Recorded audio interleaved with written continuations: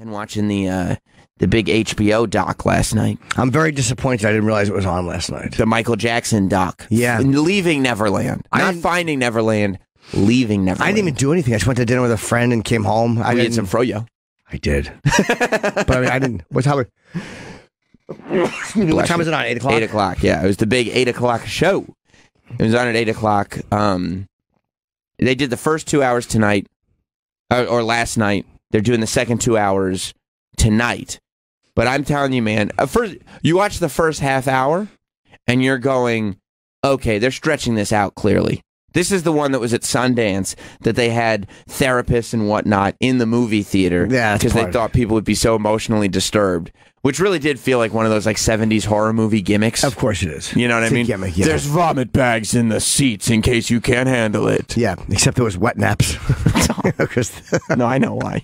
Okay. You didn't have to explain. It's disgusting. Well, no, if people are eating popcorn. Oh, I see. But I'm sitting there going like, okay, half an hour in, they are really stretching this out because they got to get 4 hours of it because there's a part 2 tomorrow night. But by the end of it, it picks up right about 30 minutes in. And by the end of the 2 hours, I'm sitting there going, what the fuck do they have to cover tomorrow? This is insane. It's a lot of detail, Jim. It was structured wonderfully. It was. I mean, it's a weird way to say that, but yes, it was. It's a well-made documentary. That's better. It's a well-made documentary. Structured wonderfully. But structured wonderfully. Yeah. Kids are talking about getting raped by the king of pop. What do you mean structured wonderfully? I mean, wonderfully is the wrong word. Yeah. The story, not what was the matter? You were able to edge all the way through it? It's not a wonderful story. I never said it was a wonderful story. I said it was structured wonderfully. It built to a delicious climax of sadness and ruined childhood. Yeah, what the hell are you talking about with your words? It was structured I'm just wonderfully. saying it doesn't start with, hey, Michael Jackson fuck some kids. No, Travis reviews child porn. That's what he does. This was a wonderfully structured picture with the man in the mask coming in first. Just saying. That is how you're coming across right now, Travis. I know a lot about bad childhoods. Please. Your mom left when you were 20. Wade Robinson is over there getting fucked by Michael Jackson at 7. Yeah.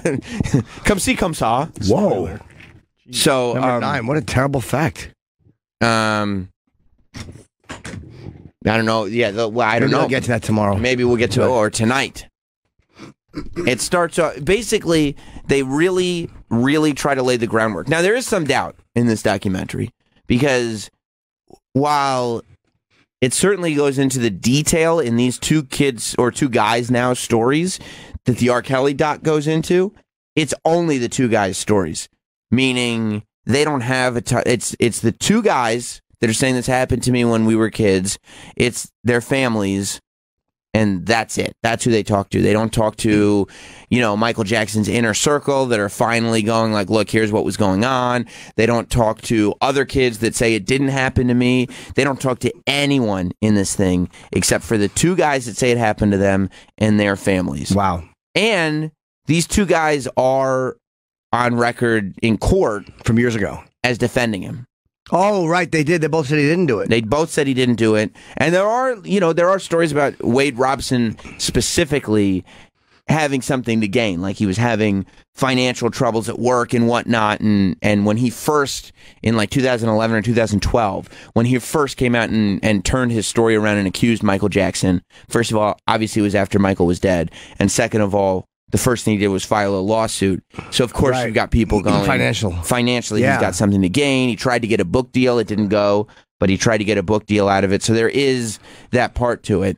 But... Why aren't they interviewing the inner circle?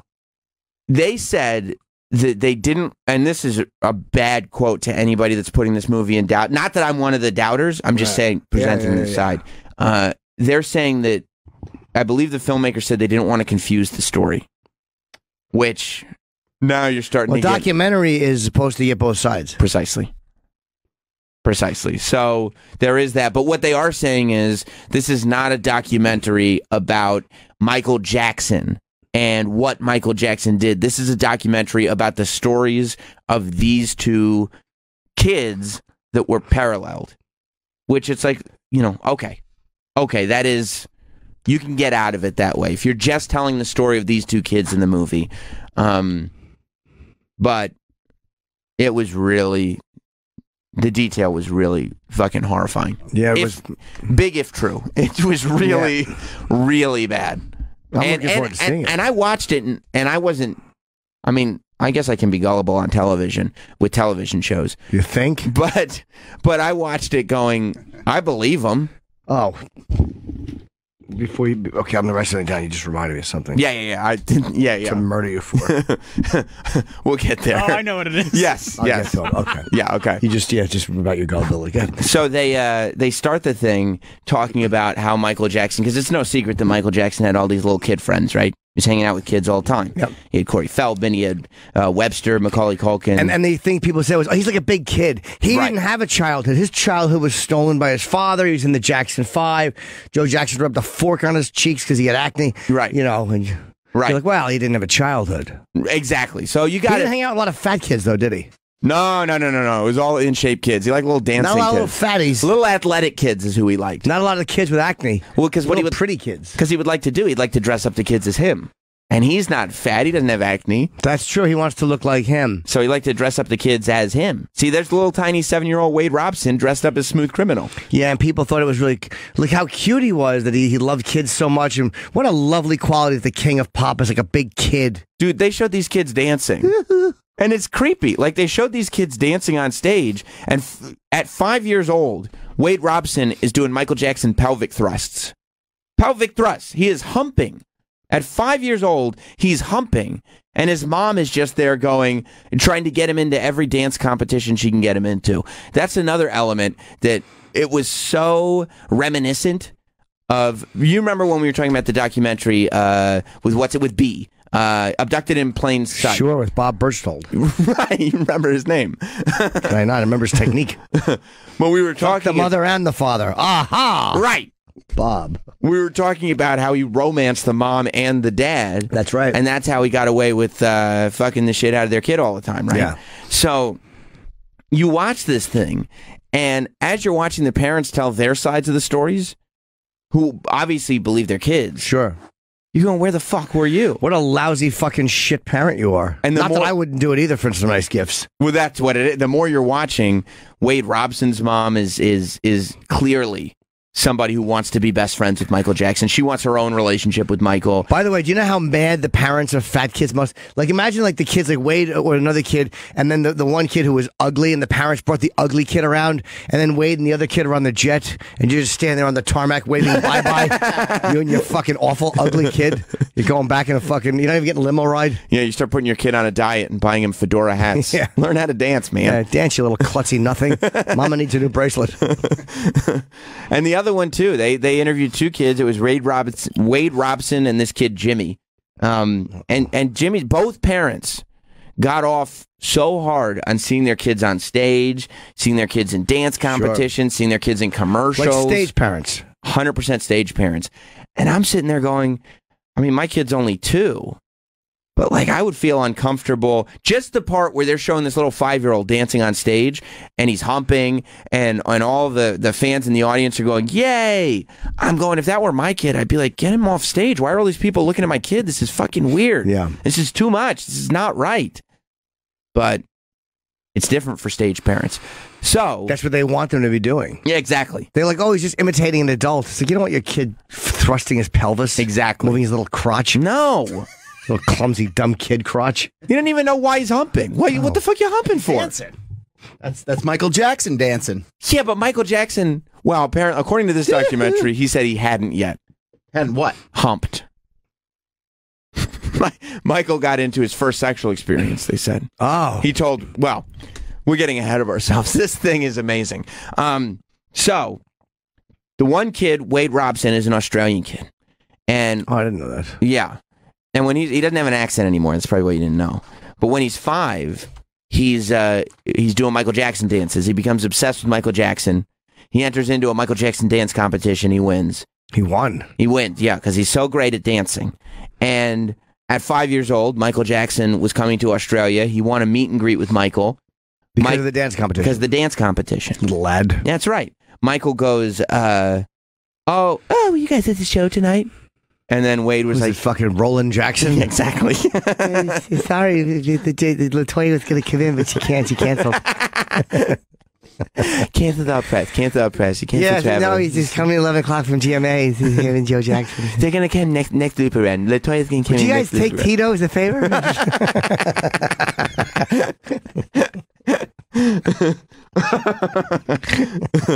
So they go backstage for the meet and greet. They go to this Michael Jackson concert. Wade, little 5-year-old Wade, has the time of his life. Sure. They go backstage. They meet Michael.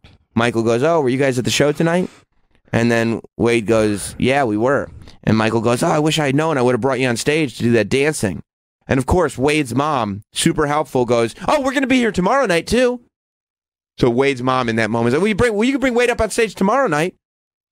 And so they go back the next night, and he does bring up Wade on stage, and because he used to do this thing. And this is where I'm sitting there going, okay, even if not all the stories are true, there's something going on here. Because in all these documentaries, in the R. Kelly documentary, and all the rock star movies and everything, you always hear stories about the rock star having a guy that would go out into the audience and give chicks passes, right? Like everyone. R. Kelly It's was part of doing the it. crew, yeah. Right. He goes out. Michael had a guy that went out into the audience and gave kids passes so that they could get on stage and dance with him. And you're going, well, he liked to have kids dance with him for one of his numbers. That's fine. Yeah, cool. It's literally the same thing R. Kelly did with girls. But after, I mean, that was probably you had to, like, when you're trying to molest kids, you got to get them on stage because you have to have the parents involved at first, too. Exactly. So you can't just give them backstage passes. If you bring them up, Yes. and I guess that the parents come back after, and then everyone kind of hangs out, but at least you and the kids are there with the parents. Dude, he worked the whole thing. He would bring the kid. He brought the kids on stage. Then he brought the parents back. Then he started saying like, oh, like being friends, just friends with the kid and the whole family. I'm friends with the whole family. Oh, let's all go on vacation together. He brings the whole family on vacation. He'd bring the parents too. Of course. Oh, the whole family goes to Neverland. Everybody's having such a good time. The whole family's at Neverland. The guest quarters, very far away from Michael's bedroom at Neverland. Oh, why don't you let Jimmy, we're going to watch movies tonight. We're going to eat candy tonight. We're going to keep playing, blah, blah, blah. Why don't you let Jim, oh, Mom, can I sleep with Michael? Oh, let Jimmy sleep with me. And the parents have been worked to the point. And they also don't want Michael to disapprove, but it's your own kid. Right, they don't want Michael Are to you supposed to disapprove. stop your own kid from getting fucked, even if it's a celebrity? 100%. I mean, I know, like, I want Ozzy to like me, but I wouldn't want my kid to fuck him. Yeah. Like, oh, if I don't let Ozzy fuck my Because you get kid. jealous. Is that? I would. Yeah. Why can't he stay with me? Why don't you go back to listen to some records? I mean, you should have heard this stuff. One kid, Jimmy goes on tour with Michael. Michael's like, why don't you let Jimmy come on tour with me all summer? How does that call happen? He goes, oh, Who fuck. calls the parents and says, "Look, we like Michael. your son"? Michael does, because now they're friends. Michael goes, fuck it. It's summer vacation. Why don't you, and you can come with him. Does he tell them? Oh, that you said you can come with him. Oh, yeah, the mom can come with him. Oh, okay. But guess what? Once we're all really good friends, oh, this is what Jimmy just sleeps with Michael every night. Jimmy just goes and sleeps with Michael. And unfortunately, Michael wants to put Jimmy's mom up in the nicest suite in the hotel. Unfortunately, it's all the way across on the other side of the hotel, very far away from Michael's room. Very far away. And the mom's just like, yeah, man, this is where the suite is. They gave her a nice suite. Beautiful suite. That was their excuse. That was his excuse. Beautiful suite, first class travel, limos. But unfortunately, the nicest suite in the hotel is as far away as you can get from Michael's suite. And the kid's going to sleep in Michael's suite. That's so great. Now, would Michael paint it where there was other kids? Hey, there's a bunch of us staying. No, because there was one special friend. At first, Did they make it look At like he was first it sleeping in another bed? no. He didn't even get two beds. No. At first, the King of Pop has a king-size bed. Even how there's not two kings. It's Michael Jackson. He could have had a second bed put in. Yeah, he pushed them right together. Well, yeah, for Big bed. appearances. No, one big bed.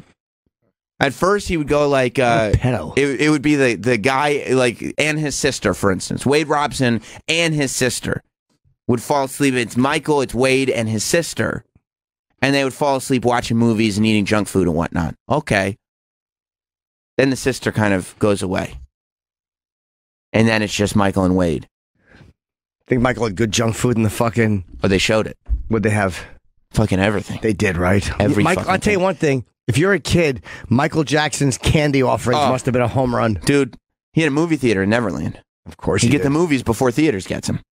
And he's got a whole snack. Like, it looks like a concession. Wait, he would get the movies before theaters? That's funny. Yeah. And That's he'd get Michael him, it's old school, so he'd get him on film, obviously. But he'd get the film and he'd have a projectionist, the whole deal. But, like kids' movies he wanted to see? whatever he wants. They said, what was the, I can't remember they said what movie they watched at Neverland, and it was one of those 80s, like, E.T. No, it wasn't even a big one. It was like the knockoff Accused. of Short Circuit or something like that. No, it wasn't. The Accused. Probably would have been a little on the nose. Yeah. The Woodsman. But then they showed the concession stand at Neverland Movie Theater. Every candy you could ever imagine. Oh, they had a concession stand? It's amazing. Was there a person working there? Not when they showed it. No. It was on the house though. It was free. All the candy was free. So they keep it moving, but this is, I'll play you some clips. This is when Michael was on the plane with Jimmy. This was after, I think, the first show that they went to, and he flew Jimmy and his mom on a jet, or maybe this was after the Hawaii trip. He flew them all to Hawaii. Okay. And they're on a plane together, and Michael turns on the audio recorder. And so they actually have all this stuff. It's amazing how much archival stuff they have. But this is Michael and Jimmy. Why did Michael give the kid the audio? The kid probably had the recorder. Oh, okay. Like, it wasn't like and it's not like this isn't so much damning as it is you get to hear the way Michael would kind of interact. Right. I remember the plane being quite empty. And I did this mock interview with him. He said I could ask him anything I wanted. We're in the air on our way home from Hawaii. Thousands of feet in the air on this DC-10. I've had a wonderful time with Jimmy. I swear to fucking God, I thought that was the kid. I thought that was the kid. I same thing. I saw this last night, and I was like, okay, that's Jimmy talking first in my head just now. And he goes, I had a wonderful time with Jimmy. Yeah, what a fucking dope Michael was. Thousands of feet in the air, what, the big shiny magic thing? On a DC-10. Oh. Don't you come in my hand, you cocksucker. I'll rip it off. That's later on in the tape, yeah. Oh, let's hear that again. I swear to you, I thought that was the kid setting up the interview. I got to start from the beginning. Oh, wrong mouse. Oh, now. I remember the plane being quite empty. And I did this mock interview with him. He said I could ask him anything I wanted. We're in the air on our way home from Hawaii. Thousands of feet in the air on this DC-10. I've had a wonderful time with Jimmy. Are you taping? Sure. You can ask anything. I was just playing reporter. And he never gave interviews. So it was kind of like, sure, you can interview me, but nobody else got interviews, so it was also a big deal. How did you like Hawaii? What was your best thing? This kid sucks as an interviewer. Being with you. How do you feel about performing and stuff? Do you like it? I love performing. It is the greatest thing in the world because I feel at home on stage. I could live on stage. I'm the most happiest when I'm on stage and when I'm with Jimmy Safechuck. But the best commercial of all the Pepsi commercials is the one that you and I did. And I'm not just saying that. That's the best one. Because it has heart. Every time I see it, it makes me smile. So he met Jimmy on a Pepsi commercial. Ugh, I Jimmy wonder was he the liked kid. kids. He was a fucking stupid asshole. What a fucking plain idiot Michael was. Jimmy I was like the plane. It's so high in the air. Yeah, like you're Michael Jackson, your biggest pop star in the world, and it's still a marvel that planes can fly. Yeah, that's your insight. Me and this fucking kid, I enjoyed dancing in a Pepsi commercial. Thank God nobody ever did interviews with him. Yeah, he was nothing to awful. say. No, and he blew it every time. What did you like doing? Sleepy with the boys. Martin Bashir's like, what? What? He blew it. The second he started talking, he blew it. Couldn't help himself. But I mean, did you hear the way he was talking to Jimmy? That's like the way you talk when you're in high school and you're trying to get a girl to like you. Dude, my it's favorite exactly part what I was would've being said. with you. Yeah, just being with you. That's what you say when you're trying to fuck somebody. 100%, right? That's I'm sitting there thinking that, like, he goes like, my favorite. Nobody even asked him about the Pepsi commercial. You know what the best Pepsi commercial is? The one me and you did together. What? It's exactly what I would tell a woman. What's the best part of going away and doing the gig? Was that you were with me. Yeah. And it wasn't. Usually not. No, it was doing the show and then fucking you. What's the worst part? Talking to you after. But you don't get into all the specifics. You don't say that. No. Well, Michael, he's the same. He really is a smooth criminal.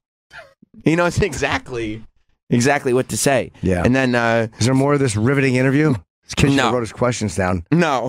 What was your favorite part? Do you like pineapple? Shut up. But I'm sitting there going like, they air this interview, and the interview was the first time I was like, that's a little much to look away from. That's a head scratcher. The way he's talking to him, the way he's being flirtatious, and like, oh, I just like being around you. I'm going like, that's fuck language. He's working him. Yeah, he's working him. And I didn't realize 3 minutes later in the documentary, all shit was about to hit the fan. By the way, that's when Rob asked me my favorite part of doing the live show in Philly. That's what I said to him. You did.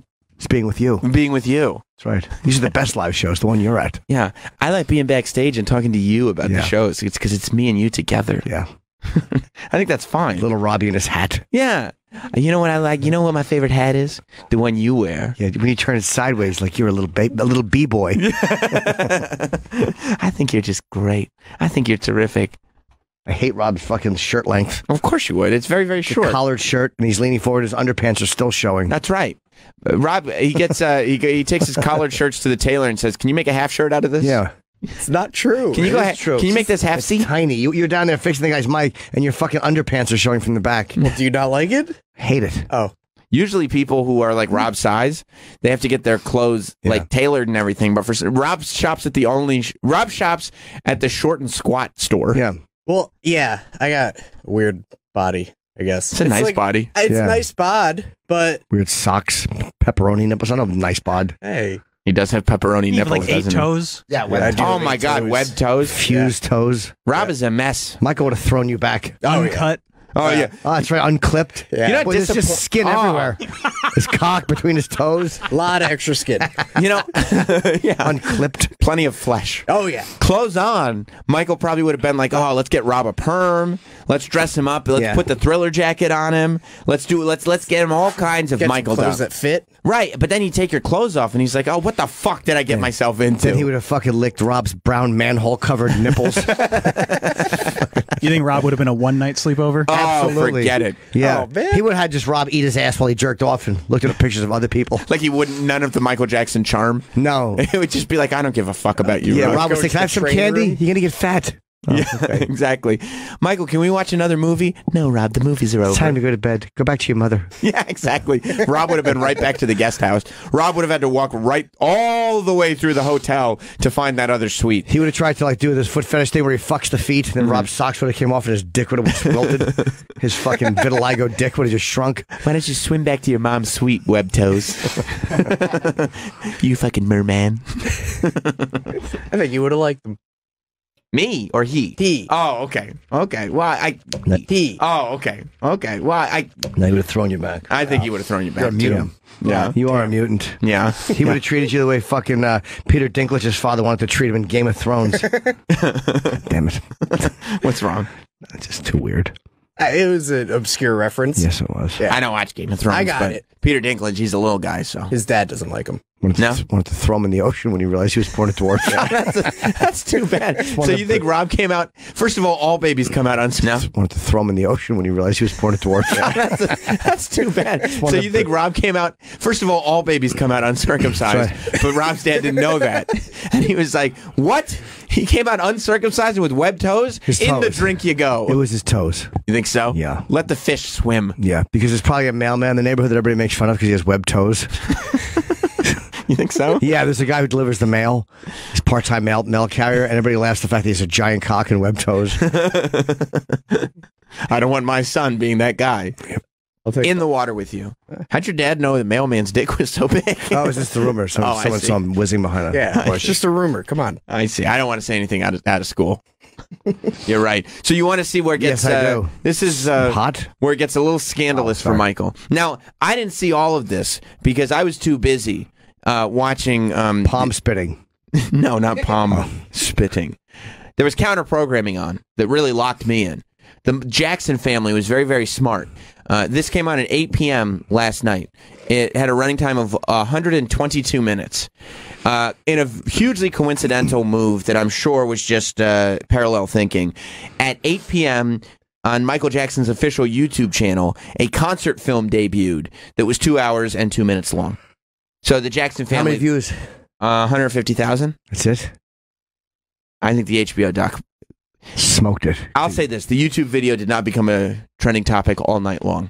Good. People were more busy watching them fuck kids. That's what they were watching. Yeah.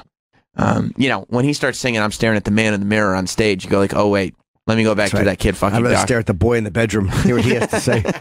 Well, here's what he had to say. This was Jimmy talking about when things got a little bit closer than the airplane interview. Michael and I were in his room.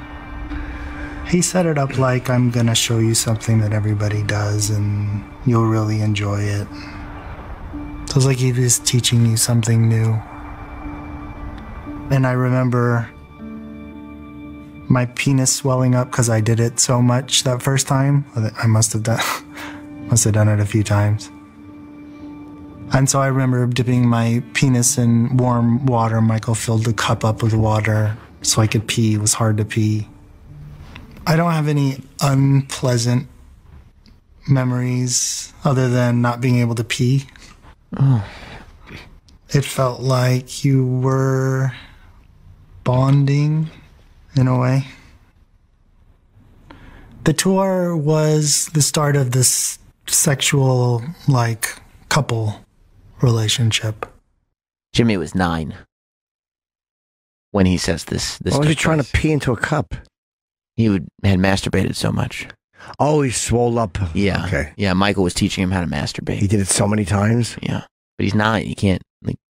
I don't know if I could have come at 9. You can't... I mean, I don't even know if he went into detail with that, too. Yep. He said that... swollen dick and a warm cup to whiz in. Yeah. He said there was clear things coming out, but no actual ejaculate. Right. This is I mean, it's too small a lad. Yeah. That's why you're not supposed to do that with 9-year-olds. No, it's frowned on. It's so frowned on. It's actually against the law. I don't know if you knew that. I did. Okay, good. And then this is where, right after that, he starts talking about what Michael liked. And there are people who think that he came from sexual abuse, not just physical abuse. Michael, maybe. You know, and when I started hearing about what Michael's habits are, I started to worry about not Jimmy from the doc as much as my pal Jimmy Norton and the things that he went through. Troy, tell me if any of this sounds familiar. Michael would like it if you would bend over and like spread open your cheeks. That's what he liked. Oh, wait. Not what? You want to just give that one a slower listen, do you? Yeah, no. Let's go back and hear it again. Yeah. I didn't want... By the way, for the record, Sam is massaging himself through his pants. I didn't want you to think that I thought that Jim liked... Jim Norton liked to have kids spread their cheeks. No, I don't. It gets... I can't think of anything worse than a fucking dirty kid's asshole. Oh. Ugh. Fuck that. No. Well, Michael could think of a lot worse because apparently Jimmy's saying... like a vagina. He liked it. Michael would like it if you would bend over and like spread open your cheeks. That's what he liked. And then he would masturbate. And he liked if I rubbed his nipples. I get so that. we would do stuff, and then in the end, when he wanted to ejaculate, he would finish himself. I mean, that's pretty fucking bad. Yeah, it's pretty close to what I do, too.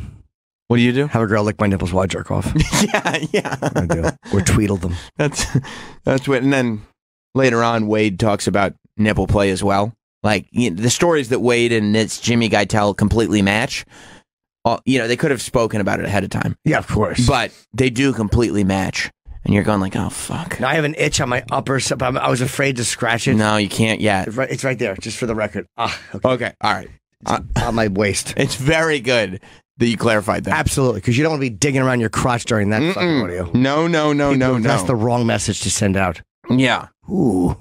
I mean, they were going through the Neverland Ranch, and Jimmy was saying that they fucked in every room in Neverland. He was like sitting there. They went through room to room, and he was giving like a mental tour of Neverland. He was like, "Oh yeah, there was this movie theater where all the candy was outside. We had sex in the movie theater, and there was this train station that went all around Neverland. And if you went upstairs, there was a bedroom on top of the train station. We had sex up there." And then Michael, he had this bedroom, and there were all these big paintings, and there was a painting on the ceiling. We had sex in the bedroom. They probably look up at the painting. Come here, I show you the painting. There's a painting of Peter Pan. Ugh, fuck Peter Pan. And that's what he tried to do. That's true. Yeah, that was the issue. That was the whole problem. What kind of creepy adult has fucking Peter Pan on the ceiling? I think that's only really the beginning of Michael Jackson's problems. Maybe, yeah. You know, if he just had Peter Pan on the ceiling, I'd go, okay, he's an artist. He's weird. But like, if he's really wanting to look at 9-year-olds' anals while he jerks off, I can't. Wait, the train station was on multi-floors? There was an upper floor of the train station. There's a bedroom above the train station. They had sex in there. How big was the train set? It was a human-sized train. Oh, he had a It was train that made went. to look like the front of Disneyland. Yeah, he had a train that would go all over? Yeah, that went around Neverland. Yeah, dude. Neverland was the fucking shit. Okay, first of all, but it was on one floor. Jim has now ignored the whole thing we just heard. Yep. The most disturbing. I've never. That might be the most train station. Okay, that might be the most disturbing thing I've ever heard. The whole like. It just sounds like fun to be a boy on a train. Show me your So it's a anal, and two-story I'm gonna train jerk station? off. And Jim is just going like thinking about his childhood. Going. This is why I think Jim was molested. He's thinking about his childhood. Going. Oh, but there's a train station. 100%. He's going. But I found a picture of the older the kids bully boy. how old was he? Just 2 year older than me. Okay. How did that make you feel when you found the photo? I just saw it. It was just like that's that guy. But there's something in you that goes like, oh, but it would have been fun to ride that train. No, I thought it was like a train set that you have as a kid. Oh, no. This is, you might go like, oh, well, maybe Michael had a child's mind, so he didn't know what he was doing was wrong, right? He didn't know he'd get in trouble I for don't it. believe that. Well, yeah, this kind of blows that theory up. He would run drills with me where you'd be in the hotel room and he would pretend like somebody was coming in and you had to get dressed as fast as possible without making noise. So not getting caught was a big, like, just kind of fundamental. It was very much a secret, and he would tell me that if anybody found out, his life would be over and my life would be over. And that's something he tells you over and over again. That's like textbook molestation, grooming, right? Doing drills. Jesus Christ, it was like a fucking fire drill. Get dressed drills. Yeah, the alarm would go off. They both put their clothes on. This is just a test. Gotcha, Jimmy. Okay, take them off again. Yeah. Oh. But you know, the one time the kid probably did something wrong, put his shirt backwards. No. Panicked. Michael, what do you think Michael would panic? Oh, fuck yeah. It's just Bubbles outside ringing a bell. Oh, yeah, I had heard that years ago that there was a bell or some kind of a thing that would make noise. Oh, you did you? Yeah, I think LaToya or somebody said that years ago. Well, And if hearing them trip, and at least it alarmed him to when people are coming. There was like kissing and I think just kind of rubbing on each other. And then oral sex. And then he would want me to suck on his nipples and then he would finish himself. Is that legal? No, what? I don't even know if this is legal. Dude, so that's Neverland or is that the guest house? That's the train station. That's just the train That's station. not very impressive at all. No, Neverland, they showed the blueprint for it. It's a very impressive house. So do you think he would take Jimmy on the train ride or the other kid? Hey, let's go choo-choo, and then stop in the train house and run in for candy? Get a quick one in? Get a quick one in. Ugh. Nipple play and a hand job. Dude. Who are these fucking shitty people around him? That's what I've always, especially as more and more of these stories come out, whether it's the Weinstein stuff, the R. Kelly stuff, the Michael Jackson stuff, I'm going, why aren't we locking up everybody that's around these people? Because clearly they have to have recruiters. It's I mean, kids. they talked about with Jimmy. He sent a camera crew at one point to Jimmy's house to interview him and have Jimmy do Michael Jackson dances on camera. but it wasn't for anything. No, but that's also one of those things where you could say it's legitimate. Like, well, he might make something out of this, or it's like a tie-in with a project. But when you're a staffer, if you're a full-on staffer, you know what the deal is. Yeah, Staffers back then though didn't know because Jimmy was his first.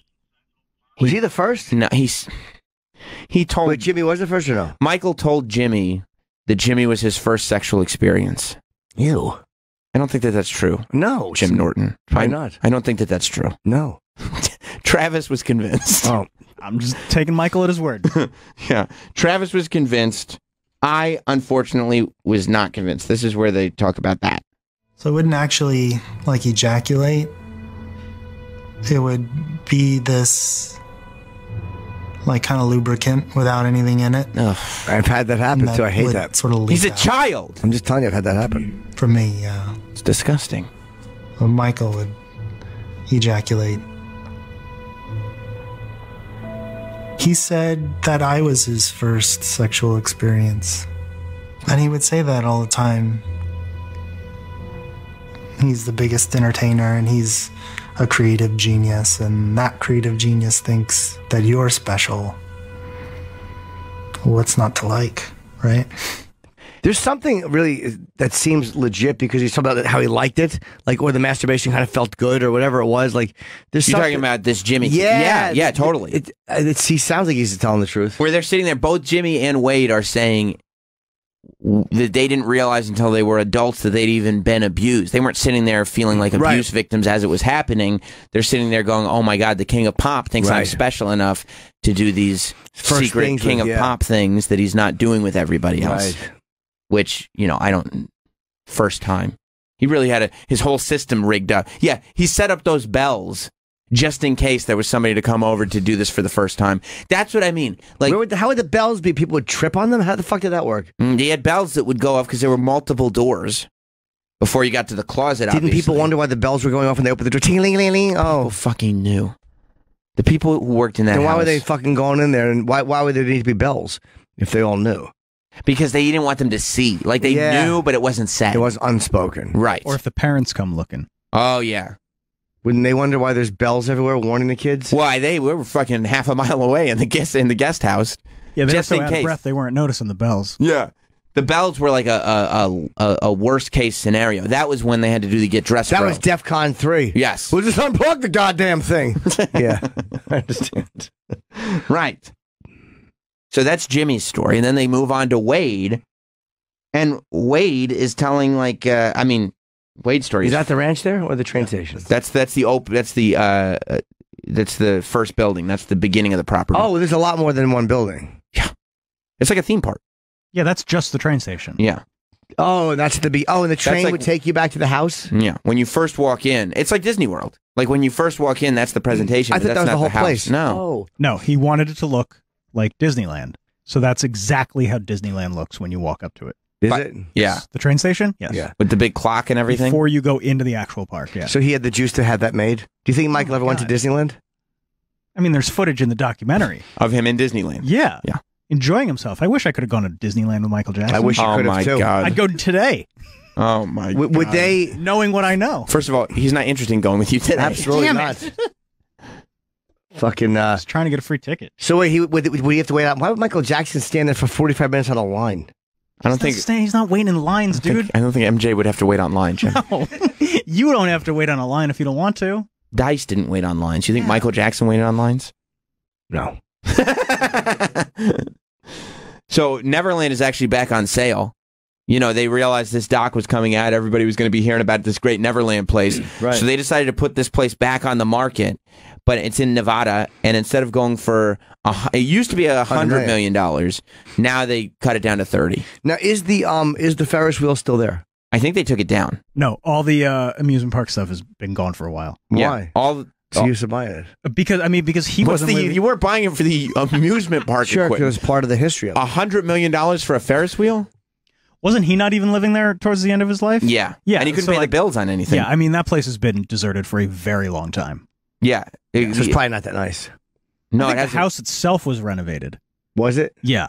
Like, I think that the grounds are just fine, but like all that shit, all the zoo and the amusement park and all that Bubbles stuff. is still hanging out in the forest somewhere. Yeah, Bubbles, They I could've- think, comes with the property. Is that does. the renovated version or the original?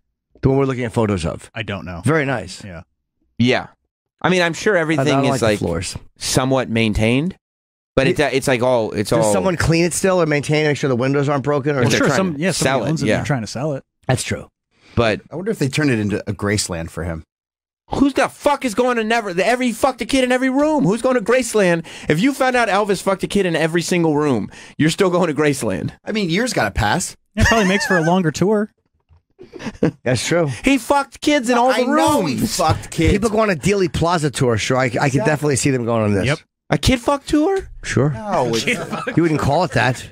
We did Well, it. no, you and they can't. Jimmy said he got fucked in every room. No, you wouldn't. They wouldn't say it's a kid fuck tour, but there'd be like little numbers, the way the police put like next to shell casings, like yeah, by the closet, by the pillow. So if you know, you know. Or like on the when you put the headphones on and they give the audio guided tour, Yeah. there's just a tone. Every time you step where a child was molested, there's just a tone. Yeah, you just hear fucking this guy. Oh fuck! Masturbating. Right. His it's voice. just- He does you go, the audio. What does that mean? If you know, you know. You know. Yeah, no, they're not going to turn it into Graceland, I man. bet you they do. They won't because all this shit is gone anyway. I bet you in 20 years, nobody's going to care about this. They'll be like, oh, it's just something that happened. It'll be worse 20 years from now. It will be worse. It'll be worse. I know you think in 20 years everybody's going to be fine with pedophilia. You already made that clear. I don't know about 20 years, but probably 50. You hope. I Yeah, mean, while dude, he's still alive. I mean, Yeah, yeah, he's exactly. banking on it. You can finally put out your photo collection. I mean, theoretically, somebody can buy it and turn it into a Graceland. They can theoretically, but nobody's going on a Michael no, but like Jackson his kid fuck family's not tour. going to do it. Well, no, they're not going to use the F word. They wouldn't sell tickets. Kid sex tour. Yeah. They're not doing that. They're not doing a Michael Jackson pedophile museum. Michael Jackson's anals tour. They're not going to, because he looked at kids' anals in every room at that house. it's not going to matter. Do you think Michael Jackson fans that are diehard, Yep. R. Kelly fans don't care? No, I totally agree with There's Troy. there's a small group of people. You're right. There's the That's group a of small fans, group, yeah. but there's right now Small group. There's a group, but relatively compared to what the fans he had. BBC Two already stopped playing his music. That's one radio station. I mean, That's always one. There's should- always one that fucks you over first, and then all of a sudden the dominoes go because then everybody else is pressured. Mm-hmm. Yeah. I mean, the loudest group is not necessarily the biggest group. There's no way, if he was fucking a kid in every room of that house, that they're doing a Neverland tour. No. They'd be like, look, they took down the Ferris wheel, but we reconstructed a Ferris wheel to match the old one. right. So this looks just like the Ferris wheel where he used to bring kids on and fuck them on the Ferris wheel. Yeah, we even put little throwback cranberry stains on the seats. Do you want to go on that tour with the cranberry stains? Wouldn't that bum you out to see the cranberry stains? I mean, look. Or no? If Or they, no? if they reconstructed Neverland With like the it was, with the cranberry. the cranberry would bother me. I might go the way you go on a tour of Auschwitz, like to look at a terrible place. But they do. They tour concentration they camps. do. Like So you you're not praising anybody. You're looking at this place where all this Okay. fucking awful shit happened. It's history. Okay, it's his story. His story. That's true. So you would. Okay, all right. Okay, we're getting somewhere. But here. you understand the tone. The Yes. tone of it would be different. I'm glad we're brainstorming here. So Would the bells be maybe there? What's that? Would the You'd have bells to leave still the be there? bells. Yeah. Yes, you have to The make what? it authentic. The bells. Yeah. Yeah, every You'd time have- you walk in, there's a bell goes off. Tink-a-link-a-link. Ah. Troy have- wants pure authenticity. Sure, I don't blame him. you'd have to Yeah, leave I the mean, bells. They're not going to have like mannequins of him jerking off to a kid's butthole. No, but they there. put like little mannequins of kids, like small kids, Right. with like their fucking one part of the shirt untucked. Like just so you kind of, but you can't have like real kid actors. You'd have to have like those little fucking animatronics. Right, like in Disney. Yeah. he would love that. Yeah, maybe Jim's. Boy, maybe is he lucky he died before all this shit. Oh my God, this would have really His career. this would have made it tough for him to walk around. Yeah. People would have started to think he was weird. But maybe Troy, if we can compromise with Jim and we do open Neverland, but we literally say it's this is a horrible place of tons of child sex happen. Yeah, it would be a Wh- tour like a Holocaust Auschwitz. tour, Yeah. or like the Manson murder, like some bad place. It wouldn't be a good place. So then no amusement rides. No, you leave the train. No, you have all of them because that's what it was. Working? fuck it. make Maybe them work. working, yeah. I mean, what are you going to have? Amusement park rides that don't work? You don't make it, Stupid. but no wooing allowed. Like no, like woo, like you can't throw your hands over your head. Like Right. fun. You can take like a sad Ferris wheel ride. Yeah, they'll play sad music. Right. Yeah. But it'll be sad Michael music. It'll just be his slow stuff. Yeah.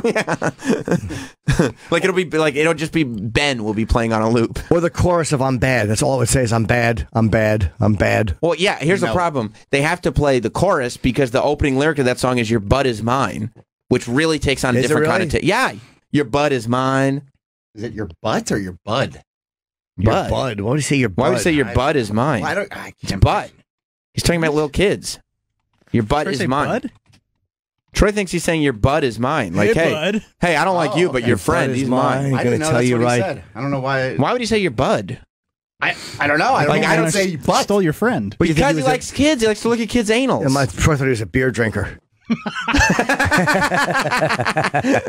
I hear that lyric totally differently now. He's trying to grab somebody's Steve Weiser, that's all. Yeah. Yeah, no, he likes to look at kids' anals and he's singing about it. But You know? that song came out before he was doing any of this.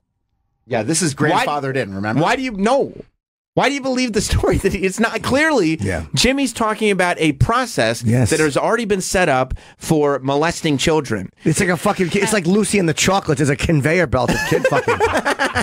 But how do you know it wasn't the first time? There's got to be a first time somewhere. Because he wouldn't have already set up the process if it was the first time. The first time he probably did it on tour in a fucking green room. The kid's parents went to the bathroom and he fumbled with it. The first times are probably clumsy and rushed. Yeah. But they weren't set up with a system. Okay, Here's so what now hap- we're just not trusting Michael Jackson. Here's what happened the Not first saying time. First time it happened, at some point Michael Jackson thought to himself, I gotta get a fucking bell. I need a system here because I want to do it so many times that he can't pee after. I need a system of protection. Here's what happened the first time. I gotta teach these kids how to get dressed quicker. This is fucking crazy. Yeah, old fucking slowpoke Steve over here, fucking clumsily tucking. He's fucking the stupid kid's tucking his shirt in like fucking Private Pile in Full Metal Jacket. Right. All slow.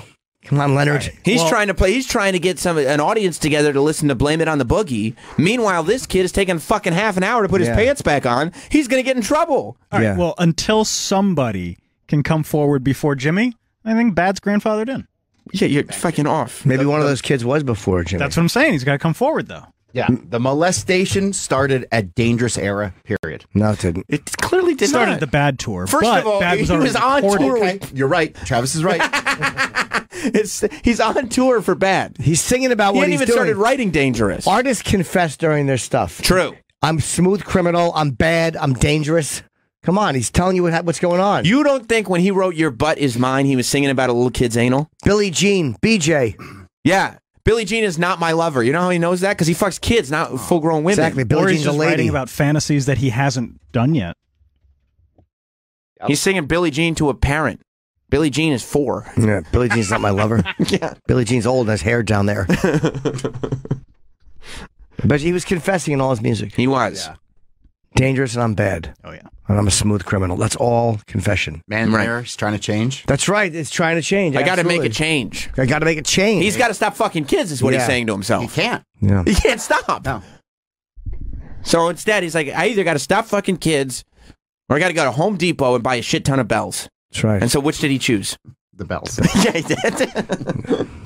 Yeah, I mean, we've only gotten to Jimmy stuff. Listen to poor Wade Robson, who's this little 5-year-old in Australia. He's obsessed with Michael Jackson. This kid, Jimmy, he's showing Michael Jackson his anal. He didn't even like Michael Jackson beforehand. He was in a Pepsi commercial.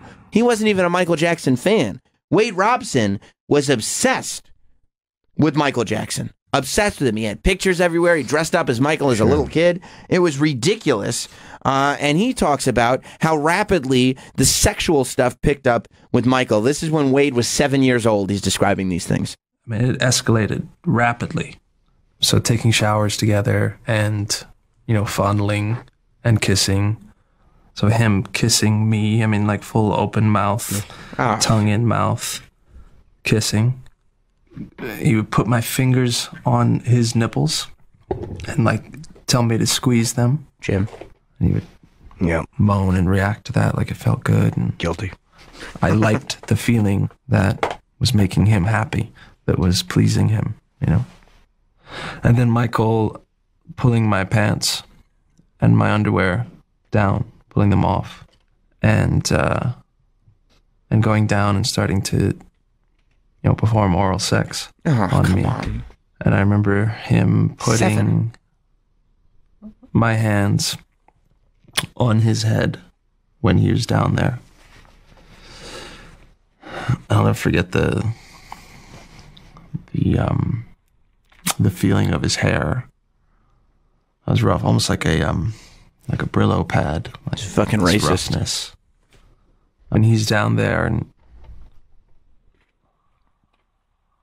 with his mouth on my 7-year-old penis. Yeah. Why the hand on the head? It turned into having me perform oral sex on him too. I mean, to be honest and to be graphic about it, like, a full adult grown man size penis in my mouth, in a little 7-year-old's mouth. Let me tell you something. Right, it's graphic. It's Jesus fucking Christ. horrible. I literally had nightmares about it. No, you didn't. Dreams. Nightmares. I mean, this fucked me up last night. What happened in your nightmare? Don't worry about that. I want to know. You dreamt somebody walked in and he couldn't get dressed fast enough? Bells going off everywhere. I mean, this is like horrifying. That people would even exist like this. Yeah, that was probably the worst part of the documentary. Really bad. Yeah. Really bad. This is why there's therapists on scene for this thing. Yeah. But now, Jim wants to know why the hands on the head. I don't know, man. That was his thing. I don't. Did he want to feel like he was being forced? Why, who cares? You're asking what a child molester's reasoning is. Why'd he suck a little 7-year-old's penis? Yeah. That's way worse. That's another fair question. We're both going to tackle these questions. Absolutely. Right, I mean, it was just struck me as in that whole thing of what he's doing, which is wrong and odd. That just struck me as odd. Right. And, it doesn't mean that the other stuff was normal. I think the nipple play is odd. Well, I disagree there. I like a full-grown person to do it. Right. You like full hands, like grown hands. Yes. Yeah. But I do need a nip play. Nip play? Is that what you would refer to it as? It's in my fucking profile. What do you say? Like touch my nips? I get off on nip play. Yeah, man. It's rough. Really fucking rough. You still like him as much as you did? I mean, it's tough. I mean, but time will pass. How much time passed? He fucked kids in all the Neverland it's rooms. terrible. All the rooms. It's terrible. But like you could go to Neverland and be like, look, we're not going to talk about any of that. Let's just look at this picture of Peter Pan. Yeah, this kid was saying he was looking at that while he was spreading his cheeks. I know. I know. Look, it's a hard nut to swallow. But don't use that exactly turn nice of phrase. That's horrible. All right, I take it back. I apologize. That's disgusting. But I wonder what people like Kelsey Cook, because Kelsey is a huge, she loves Michael Jackson. And I'm like, you watch this. What's this going to do to your love of this person? I was staying in the city. My wife was watching back at home. And she was like, because she loves Michael Jackson too. So she was like, oh, like we got up to him on the plane, right? You guys were watching together? We were watching. I mean, it's not at the same time, yeah. No, but you were in different places? Yeah. Oh. Yeah. Were you talking on the phone as you were watching? No, we were just texting. Oh, okay. Yeah. And she was like, oh, I don't really like where this is going. Like, this is creepy on the plane. And then the when he's talking about the sexual stuff, that happens like 2 minutes later. So first she goes, oh man, I don't know if I like this. I feel bad for Michael. Oh my God. And the whole thing changed. Like, what the fuck? This is horrible. So she hates him now or dislikes him? I don't know. I'll have to ask her. I wonder how do you turn on an artist that you love so much? I never cared about him either way. A lot of people on Twitter were like, this is horse shit. Yeah, I guess people don't want to believe it. I was tweeting about it, and people were sending me like all the videos of Wade Robson when he was like from the years past, saying Michael didn't do anything, Michael didn't do anything, Michael didn't do anything. Michael did something. And they're saying that, Wade's lying, Jimmy's lying, blah, blah, blah. But these are really, really graphic things to lie about. Kevin in Philly. Hey, guys. Hey, man. Hey, buddy. Hey, so it was absolute chaos on Twitter last night. I tried to essentially say that Michael Jackson was a pedo, and there's a bunch of basically Michael Jackson apologists stalking me, yelling at me, trying to dox me, find my identity. It is insane what's out there. So be careful. There's an underbelly of Troy Kwan's defending Michael Jackson. I'm not defending Troy.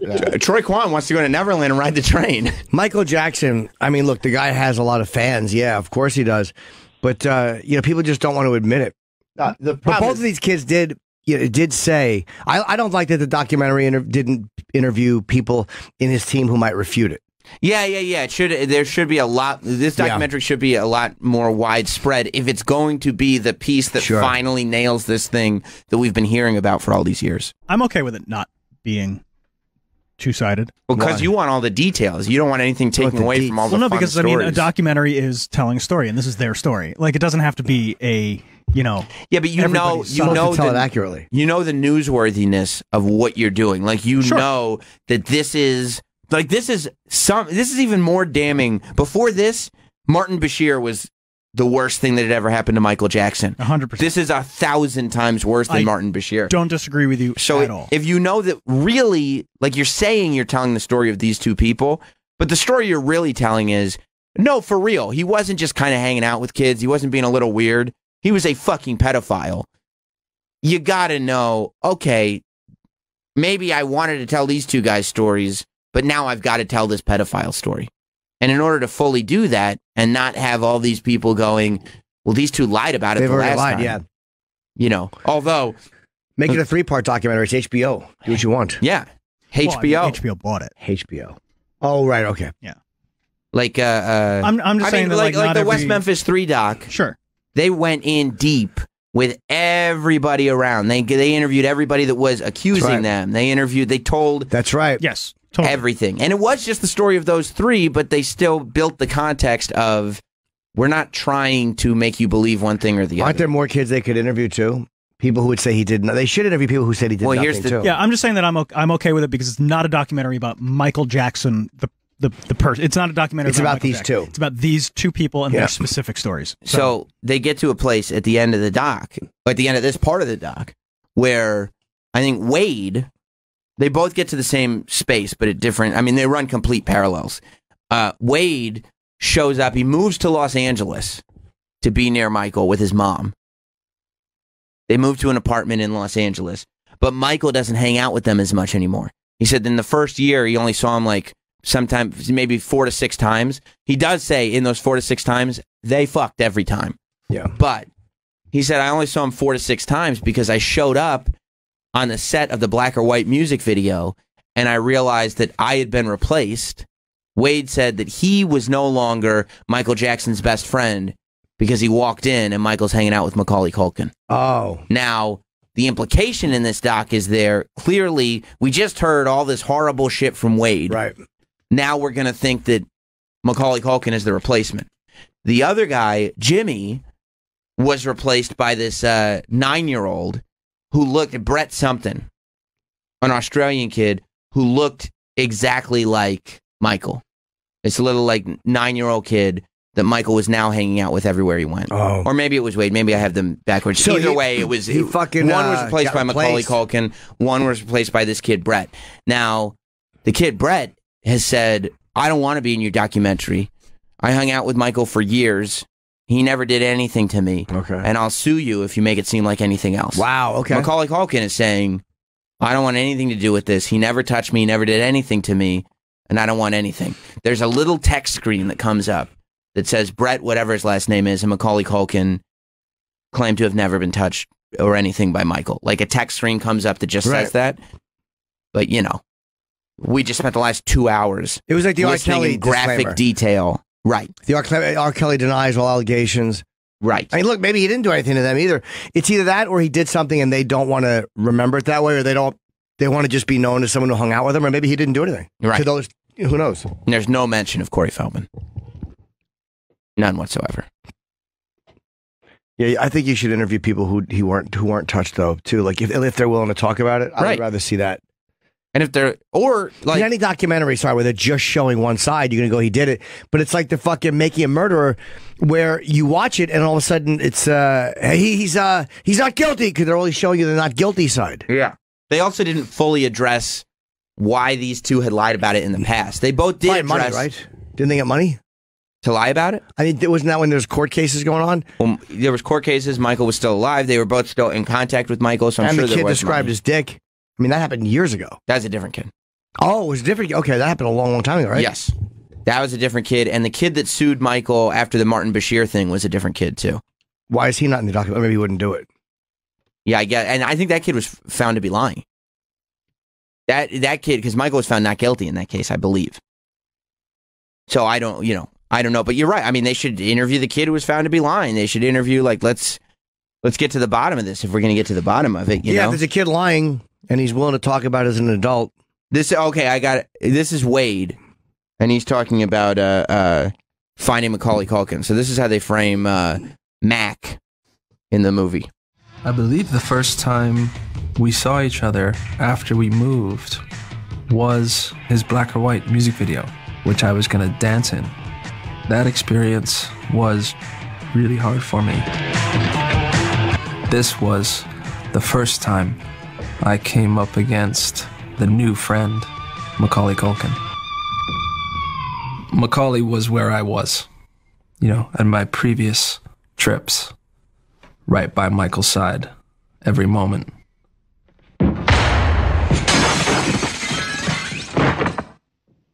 Okay. And now I was kind of on the sideline as far as being Michael's friend, and being his favorite. And that was really confusing. What did I do wrong? Like, he and Michael had all of the connection and kind of secret things that Michael and I had before. Like, I could recognize that. So there was definitely there was jealousy from me. I mean, hurt, confusion. So that's how they frame the Mac relationship. Yeah, maybe he didn't because Macaulay was famous. Right.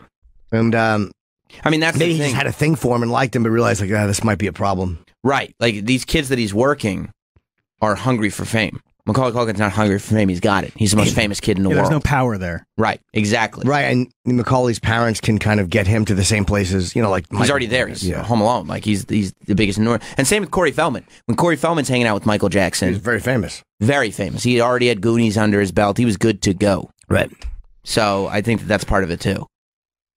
That he probably, and it's probably the smartest thing he ever did. Because if he had one of those famous people throwing him under the bus, then he's fucked. But there's still that plausible deniability in this thing. But I watch it and it sounds fucking terrible. I think he did horrible. Yeah, and it doesn't make okay. What's the most logical explanation here? The most logical explanation here. If he's not fucking Jimmy in every room of Neverland, why is he taking him to every room in Neverland? Why is he hanging out with these kids so much? This is Jimmy talking about what a creep he was. This is the mock wedding ceremony. Michael had a mock wedding ceremony with Jimmy. And by the way, as he's talking, you won't, obviously it's an audio medium, but as Jimmy is talking, he's showing the ring. He's still got the jewelry. So he's showing the wedding ring that Michael gave him. So we were like this married couple. And I say married because we had this. He sounds like Doug Benson. Ceremony. He really does sound like Doug Benson. We sat down and we smoked pot. I don't know. So we were like this. That sounds a lot like Doug Benson. Benson. Couple. And I say married because we had this mock wedding ceremony. We did this in his bedroom. And we filled out some vows. It's like we're bonded forever. It felt good. And the ring is nice. It has a row of diamonds with a gold band. The wedding ring. It's hard to go back to that moment. Yeah, dude. Why hard to go back to? It made him sad? Well, because or angry? Now, as an adult, he knows he was abused. As a kid, he didn't think he was being abused, but now he's like, oh, fuck. Like, Was the wedding ceremony just them, or was there a person that performed that ceremony? It sounds like it was just them, and they just filled out vows. But, there's so much stuff here. At one point, they said, because this is 90, 91, 89, he said, when he was trying to contact Wade Robson, what did he call Wade? His little man? His little... little one? Little one. He called Wade his little one an applehead. And... Your little applehead. Yeah, weird. Thank God that none of these kids, that texting wasn't available for any of these kids, because they were talking about how they had a fax machine, Wade Robson did at his house, and his mom was aware of it.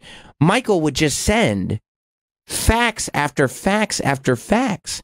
I want to see you. You're so much fun. Blah blah blah. Like I mean, oh right, no texting. That's right. Yeah. Can I please get another fax from little one? Yeah, can I get another fax from little one? They said that they'd be gone for a day, and they'd come back they'd come back home and look in the office, and just all over the floor because faxes would spit out all the faxes that were sent, and they'd come home and there were just faxes from Michael Jackson all over the goddamn floor. And you're going, dude. And you go, well, why wasn't Wade Robson's mom, why didn't she say anything? Like, even if... Reed. Come on, stop it. Your yellow shirt. Did you get a fucking hold of yourself? Exactly. The one kid left outside the gate at Neverland. Why are his thighs, though, so thick? Yeah, he's thick with 2 C's. Yeah, he's a beefy boy. I like a skinny boy. He's thick with 2 C's. I want to hear from big one. Little one. Yeah. Big one. Thick one. Thick one. Why don't you respond to my faxes, thick one? Hey, thick one, go get little one. Yeah. Thick one. Find little one for me. Get out of the picture. You're blocking little one. Reed was invited to Neverland to help set up the bells. That's what he did. He was the grounds crew. Big one. Put in some new bells for me. I like the tones. So the kid... So he's getting all these faxes, and you're going, my kids too. If my kid was 7, and a full-grown man, was just nonstop sending him faxes, even if he's the king of pop, I would hope that I would have the wherewithal to say, excuse me, king, please stop sending my kid faxes all day long. I bet he was sending them to the parents too, though. Well, it was to the family fax machine. Yeah, hey, how are you? Like, it probably seems so legit because he's probys saying hello to the family. Dude, and a lot of faxes. Yeah, and he had a relationship with the family. Well, yeah. Listen to what Hey, Debbie, how's your hysterectomy? Whoever question. I know you say like you would hope that you'd be like, what the fuck's going on? But you forget that this guy was like a god. Yeah. Yeah, I mean, and he's talking to the whole family. He's talking to the whole family. He's going over to their house. He's hanging out. And he has a reputation for liking being friends with kids. There's Elvis and there's Michael Jackson, and that's it. So you would hope that you would have like, the foresight to do that, but I don't know. Where he was going over to the house to hold the neighbors must have not stopped talking. He would hang out there all the time. Yeah. At the house? I don't know if it was at Wade's house, but there was a whole thing about him just hanging out at Jimmy's house, sleeping over at Jimmy's house, eating dinner at Jimmy's house. He slept over there? By himself. Like he just wanted to be a part of the family. Where he slept over not in the same bed as Jimmy. I don't think at the house they slept in the same bed. Right, at Neverland they slept in the same bed because that's where, Jimmy said that he showed him his anal in all the rooms in Neverland. I bet you that they put like a sleeping bag or another bed in there when he slept. There's probably some weird thing, but not weird enough where you'd be alarmed. Like, Troy, you're going to go on a tour and see like, oh, that's where they had Milk Duds. Like, Milk Duds isn't going to trigger something in your brain? Yeah, I mean... I'll be honest, I love Milk Duds. They're great. But I don't want them for Michael Jackson's movie theater. If I was a kid, I would. Yeah, because, I mean... I love Milk Duds. And, you don't know... I blew my friends and didn't get any candy. I'm sorry to hear that, Jim. Love to have gotten a handful of Milk Duds in a first-run picture. Yeah, your friends weren't even the kings of pop, were they? No, they weren't. They were Budweiser shorts that smelled of mothballs. Just tried to put it in my hiney and they couldn't. How old were you? 6. Oh, Jim. So Travis and I were having... Wait, they tried to put it in your hiney? Well, the one boy did. I just remember my trousers being pulled down. I don't remember hearing this story. Yeah. No, he hasn't told it. This is a new one. I think I've told it. I don't think so. I just vaguely remember being in the stairwell. It's all coming back. They're Budweiser shorts? No, I think I had pants on. And they came down. Oh, my God. And? Just wouldn't go in, I think. Maybe. This is horrifying, dude. I vaguely remember that. It's really bad. It's a very, very vague memory. You got to get these. You got to get these things out of you. You have to get these things out of you. That's what I was thinking when I was at the stairwell. No, I don't think. No, you're right about that too. I don't think it went in. I remember it not. When you go to your therapist, it was a failed experiment. Is this what you talk about at your therapist? No, it's why I don't have good self-esteem because I couldn't do it. Failed from a young age. Yeah, failure. Exactly. My asshole has always embarrassed me. Here's Wade Robson's mom talking about, and this explains a lot of why Michael was able to get away with what he was able to get away with. And I think she speaks for a lot of parents. I felt like he and I had a relationship outside of his relationship with Wade. I felt like we had something quite separate. I guess like a brother, a really close friend. he'd get really lonely, and we'd talk about that. Do you know how much he must have hated those conversations with her? It's almost like when you're trying to fuck a girl and you have to talk to her awful friend. You're like, oh, yeah, no, really? So work's been tough? Oh, my God, I'd love to hear. And the whole time you're just thinking, shut up. Yeah. You know how much he hated talking to the mother? It was awful. It was like B having to have sex with that other girl's mother. Yeah, he didn't want to do that. What is work like? Tell me what's happening with your coworker. Or he would call hoping to speak to Wade, but she'd be like, no, Wade's not home right now, so how are you? Oh, I'd be like, oh, I'm just heading out. Just heading out to do a tour. Yeah, just about to leave. Just about to leave. Very, very busy. Just going to smell the Ferris wheel. Yeah, that must have sucked when he'd call for the Wade and she'd answer. He'd be like, oh, for Pete's sake. God damn it. Oh, Wade's playing video games, so what's going on? He wanted to go, get off the phone, bitch! You don't think they had a separate relationship? I mean, he's, again, if he did this is all true, yeah. And you have to say if, and I do not like the fact they did not interview other sides at all. But even though this is like really salacious shit and like really bad shit. Based on the story of the movie, though, you don't think Michael had a great relationship with the mom? No, I mean, again, maybe he did because he knew it was necessary. It was baloney, though. It probably was. Probably baloney. Sure. Do you want to hear the Wade sang? That's my deal, Wade. Wade, we can take care of this right here in Brainerd. Yeah. We can take care of this right here in Neverland. Yeah, I got some True Coat on my nipples. Yeah. No, you don't need that. Well, I don't know. Do you want me to count the cars right now? Do you want me to count them right now? Just jumps on the Neverland train. Suspects fleeing the interview. He's fleeing the interview. The molester's fleeing the... Get this train rolling. Would it be too creepy? At one point in the doc last night, Wade Robson sings the lullaby that Michael used to sing for him. Of course I want to hear this. You want to hear that? Of course. All right. And then he started calling me Little One. I don't know where it came from, but that became my name from him, Little One. It came with a song. Oh, no.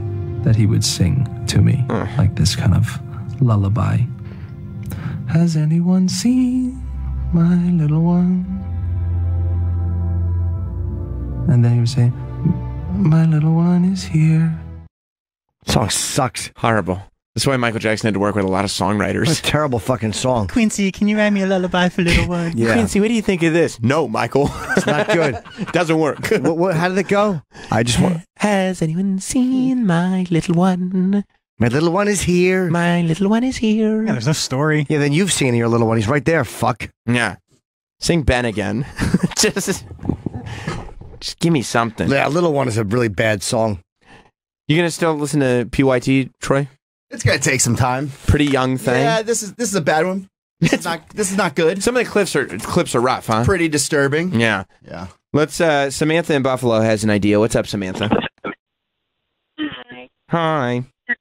I was thinking that, you know, like the episode of Black Mirror, how they like tour all those serial killers and horrible shit, and like that's fine. And Black Museum. Like, Neverland can just be like an episode of Black Mirror. It can happen. Yes, where it's like a serial killer museum except a pedophile. I don't know if pedophiles have the same je ne sais quoi and charm that serial killers do. Yeah, they probably don't. Serial killers. So that's what the takeaway from last night was. That's half. They still have another 2 hours to fill. Yeah, you wonder what can they... It's probably going to be about the legal proceedings and the court cases and why did you lie. I'm guessing. I would imagine. I would hope so. They probably got that out of the way so everybody will watch part 2. Yeah. A lot of questions are unanswered about like lying and all that stuff and what happened after. But yeah, I mean, we left it with the 2 kids being replaced by 2 other kids. Right. Who knows? Maybe they talked to a whole bunch of people in the second part. Oh, but right, okay. From everybody that saw it at Sundance, nobody's saying that anybody else was spoken to. Not to mention, there's a Wembley concert tonight. I forgot more counter programming is going tonight? up. Yes, tonight. So you guys, Wembley. You guys make the choice tonight at 8 p.m. Coincidentally, two things are airing on HBO. Part 2 of Leaving Neverland is airing, where it's Wade Robson and Jimmy talking about all the sex that Michael Jackson had with kids. However, on YouTube at exactly the same time, 8 p.m. Eastern, with exactly the same time length, you can watch for the first time Michael Jackson's concert film from Wembley Stadium. I'd like to see that. Yeah. Yeah. Do you want to put on a hell of a show? Sure did. Do you want to take a look at the counter programming from last night? You could do both. Watch both? Sure. Well, I mean, you have HBO Go. You could literally watch everything. You watch it all. Well, yeah, no, it's no problem. That's a great strategy in 1990. I mean, the concert that they put out last night is incredible. Is it good? Dude, you just watch the first, 2 minutes? What's the opening song? I don't even remember. By the way, it really tells you a lot about Travis that he actually did watch the concert instead of the doc. There was a doc last night? Yes, there was. The clips that we've been playing, they aired when your concert was on. Okay, that's my bad. I was watching the Michael Jackson concert. I want to see the first song. Okay. How do you open a concert? We have the link in the email, Troy. I never saw him live. Well, then this will be the great opportunity. Yeah, this is. I have to shit, by the way, so we should break soon. Well, yeah. Once we see, there it is, Michael Jackson's counter programming concert. It's live from Bucharest. It's the Dangerous tour. That got a lot of likes. Holy shit! 32,000 likes. That's what I'm saying. The Michael Jackson fans are. And 191 dislikes. They need more than 32,000 people to save Michael Jackson at this point. Watch him come out. He used to play for stadiums. 32,000 is not. That's true. Not that impressive. He pops up like Rey Mysterio. Wow. Insane. Booyaka. That's a good entrance.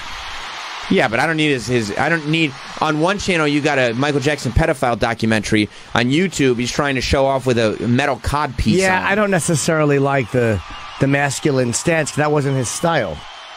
No, that was a dangerous style. They're wearing gloves. They're like Kiss fans. Yeah, but you know. Yeah, they are. But he's just standing there. It's not even him. Cooler. Yeah. Michael Jackson fans definitely cooler than Kiss fans for sure. Yeah. Even with all this information Michael that's Jackson, out now, probably manlier than most of the people in Kiss. That's not true. Not more manly than Ace. Oh yeah. They're crying. How come they're not happy to see him? No, they're overcome with emotion. Oh. By the way, he is ballsy, Michael, for standing up on that stage with all them fireworks going off after the Pepsi incident. He is literally standing there, not moving. I wonder if he's got flame retardant gel on his hair. That'd be a great troll if he just did that for an hour and 40 minutes and then went away. Dude, they're loving it. I don't think they would care. He's got a metal wedgie. Yeah, he does. They're just happy to be in his presence. Why is he wearing a steel thong, Travis? That was the style at the time. Which was the style at the time?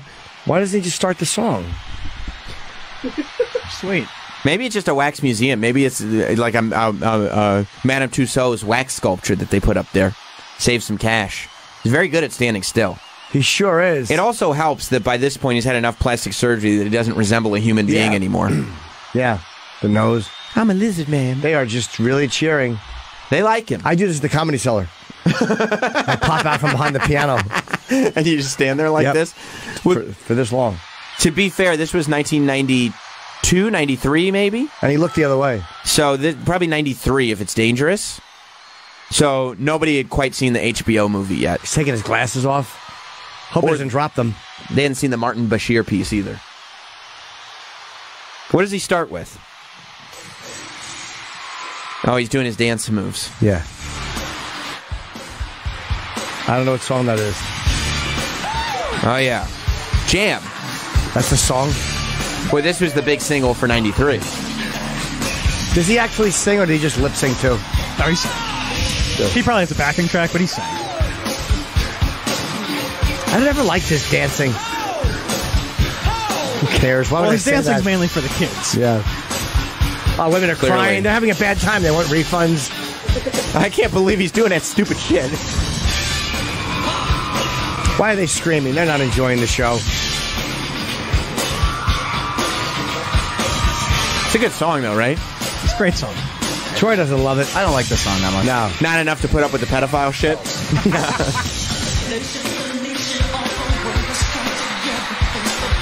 See, this is after the air I care.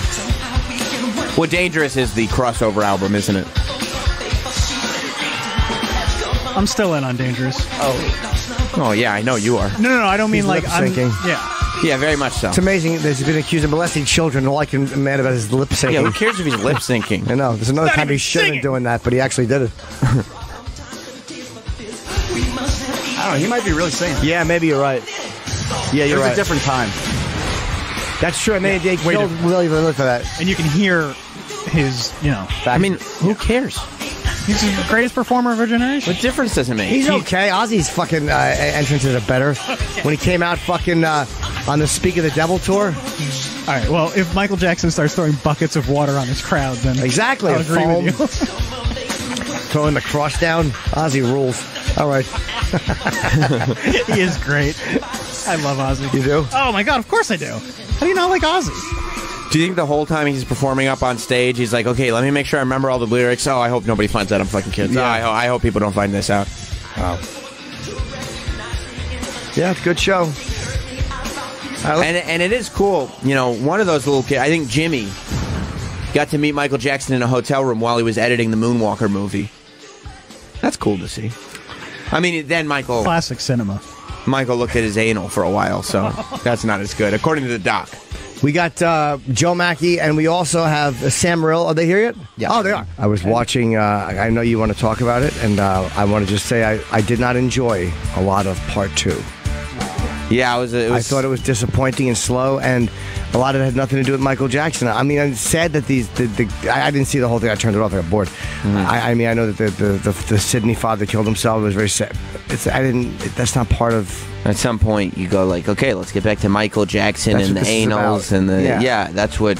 But that's what I mean. That's what I was saying yesterday when we were talking about Finding Neverland, and old Make Apologies for Everyone Travis was like, I don't have a problem with it because it's their stories. They don't have to talk to anybody else because it's their That stories. is true, Travis. I know it's true. And then that was really Part 2 really drove that part home. They really did. I was like, you know what? Clearly, Travis was right. I think that the reason that they had to have therapists in the theater when they aired the full 4 hours at Sundance was because it was like there was a sleep study.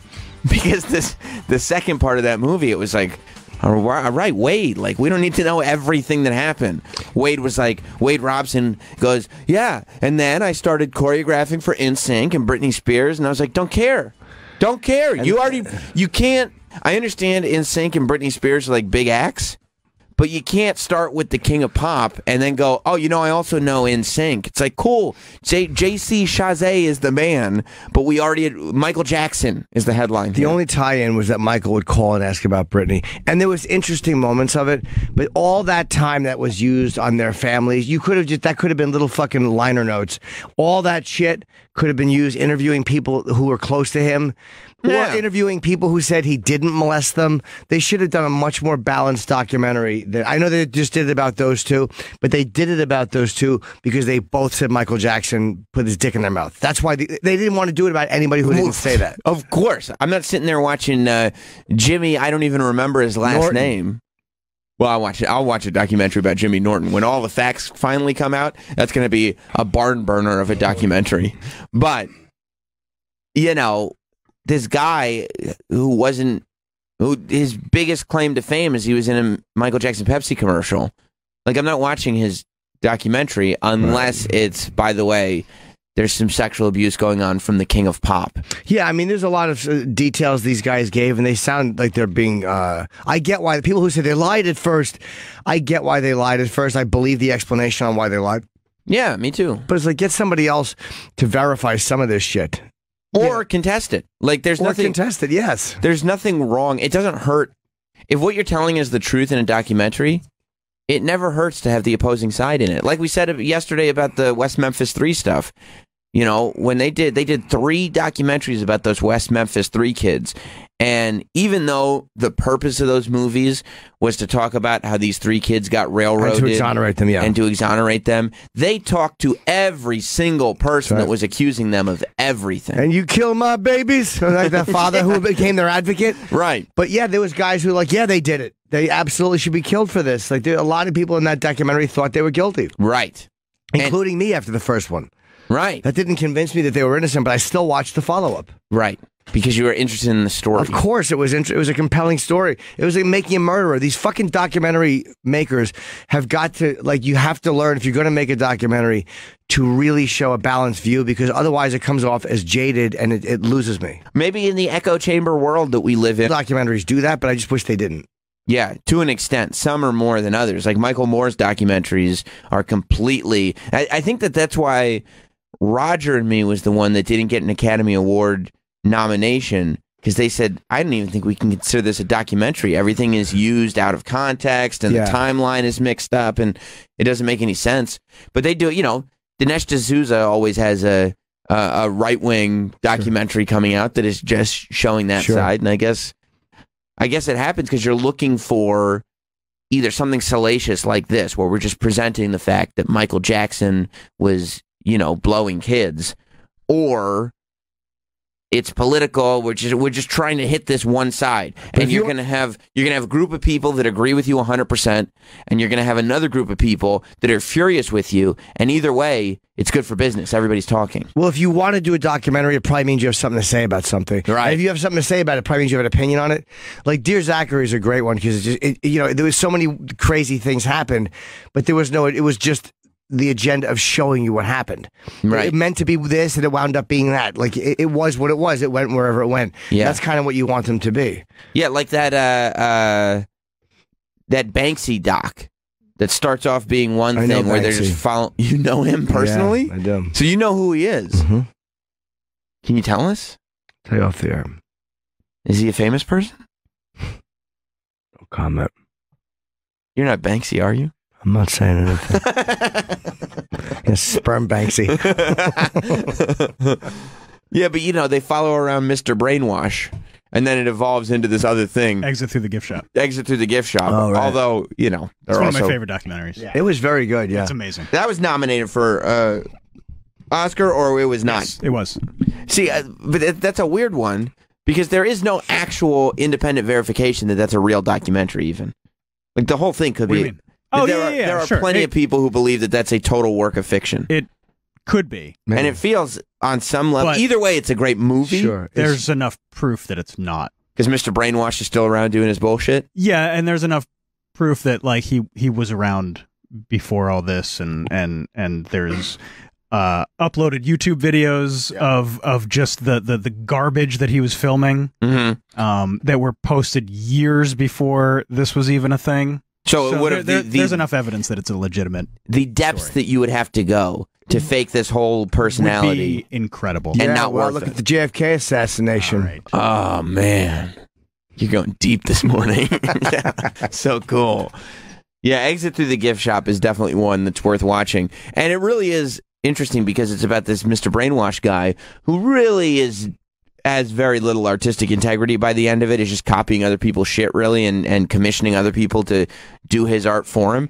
But what ended up... still doing it. Yeah, that's what I mean. What ended up happening was the documentary became such a hit, and everybody enjoyed it so much, that now there's way more appreciation for Mr. Brainwash than ever before, in an ironic sense. Like, everybody goes to his galleries, everybody wants a Mr. Brainwash piece now, because they know, you know, he's a fraud, and that's become part of it, or at least he's portrayed as that in the movie. Garbage. It is garbage, right? The shit that he puts out now is just some of his older shit is actually really good. And Is whether it or not, supposed to be bad or no? No, it's not. Not now. He's not a joke. He's serious, you know? But I mean, you know, I'll get his emails every month or whatever about what he's releasing, and it's just junk. It's just profiting off dead people. Is that what? Is this like? Do you like the Jimi Hendrix one? No. It's not that good. It's just I mean, he put out some Bob Marley shit. Like, that's the Kate Moss is, like, you know, kind of iconic at this point. The late great Bob Marley, except late great genius Bob Marley. That's cool. Stones. Except the Kate Moss, like, this stuff looks like derivative Andy Warhol stuff. Sure, but you know, at least it's something. Something. Mm-hmm. The shit that he's doing now is just. I think these are terrible. Mm-hmm. I did a Stones one. You're right. It's derivative Andy Warhol. They're awful. Yeah. I have an original Warhol in my house. I took it down and bored me. What kind of original Warhol did you have? I don't remember. It was just boring. How would you end up getting an original? You're not Banksy, are you? No, it was just a gift. From whom? I want to say. Is it from Banksy? I'm not saying anything. Oh my gosh, this is amazing. Was it from AW? Well, it says it on the painting. Okay. A period, W period. Just, of course, he signs his paintings. That doesn't mean he gave it to you. So stupid. So they aired the second part of this guy sucks. Oh, I'm Mr. so Brainwash. annoyed. He's a character, though. I'm annoyed at the picture. Marilyn Monroe and the monkey going follow your dreams. Monkey. It's kind of fun we like to have the around type here. of laughs we have around here.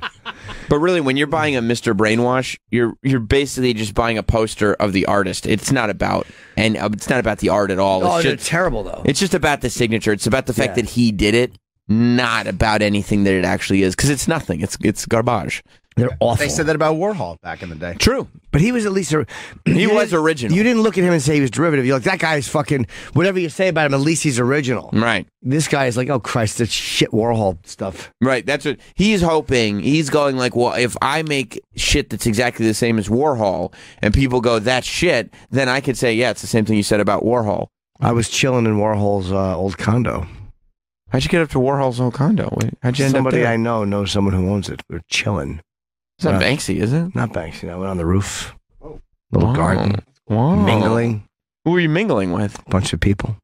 Wow, man. Yeah. Hot girls. This really? Mhm. Did you end up No, I didn't. pounding it? No, I didn't. No, you did not. No, I Okay, didn't. you didn't. Okay, so I'm actually believing this is a true story now. It certainly is.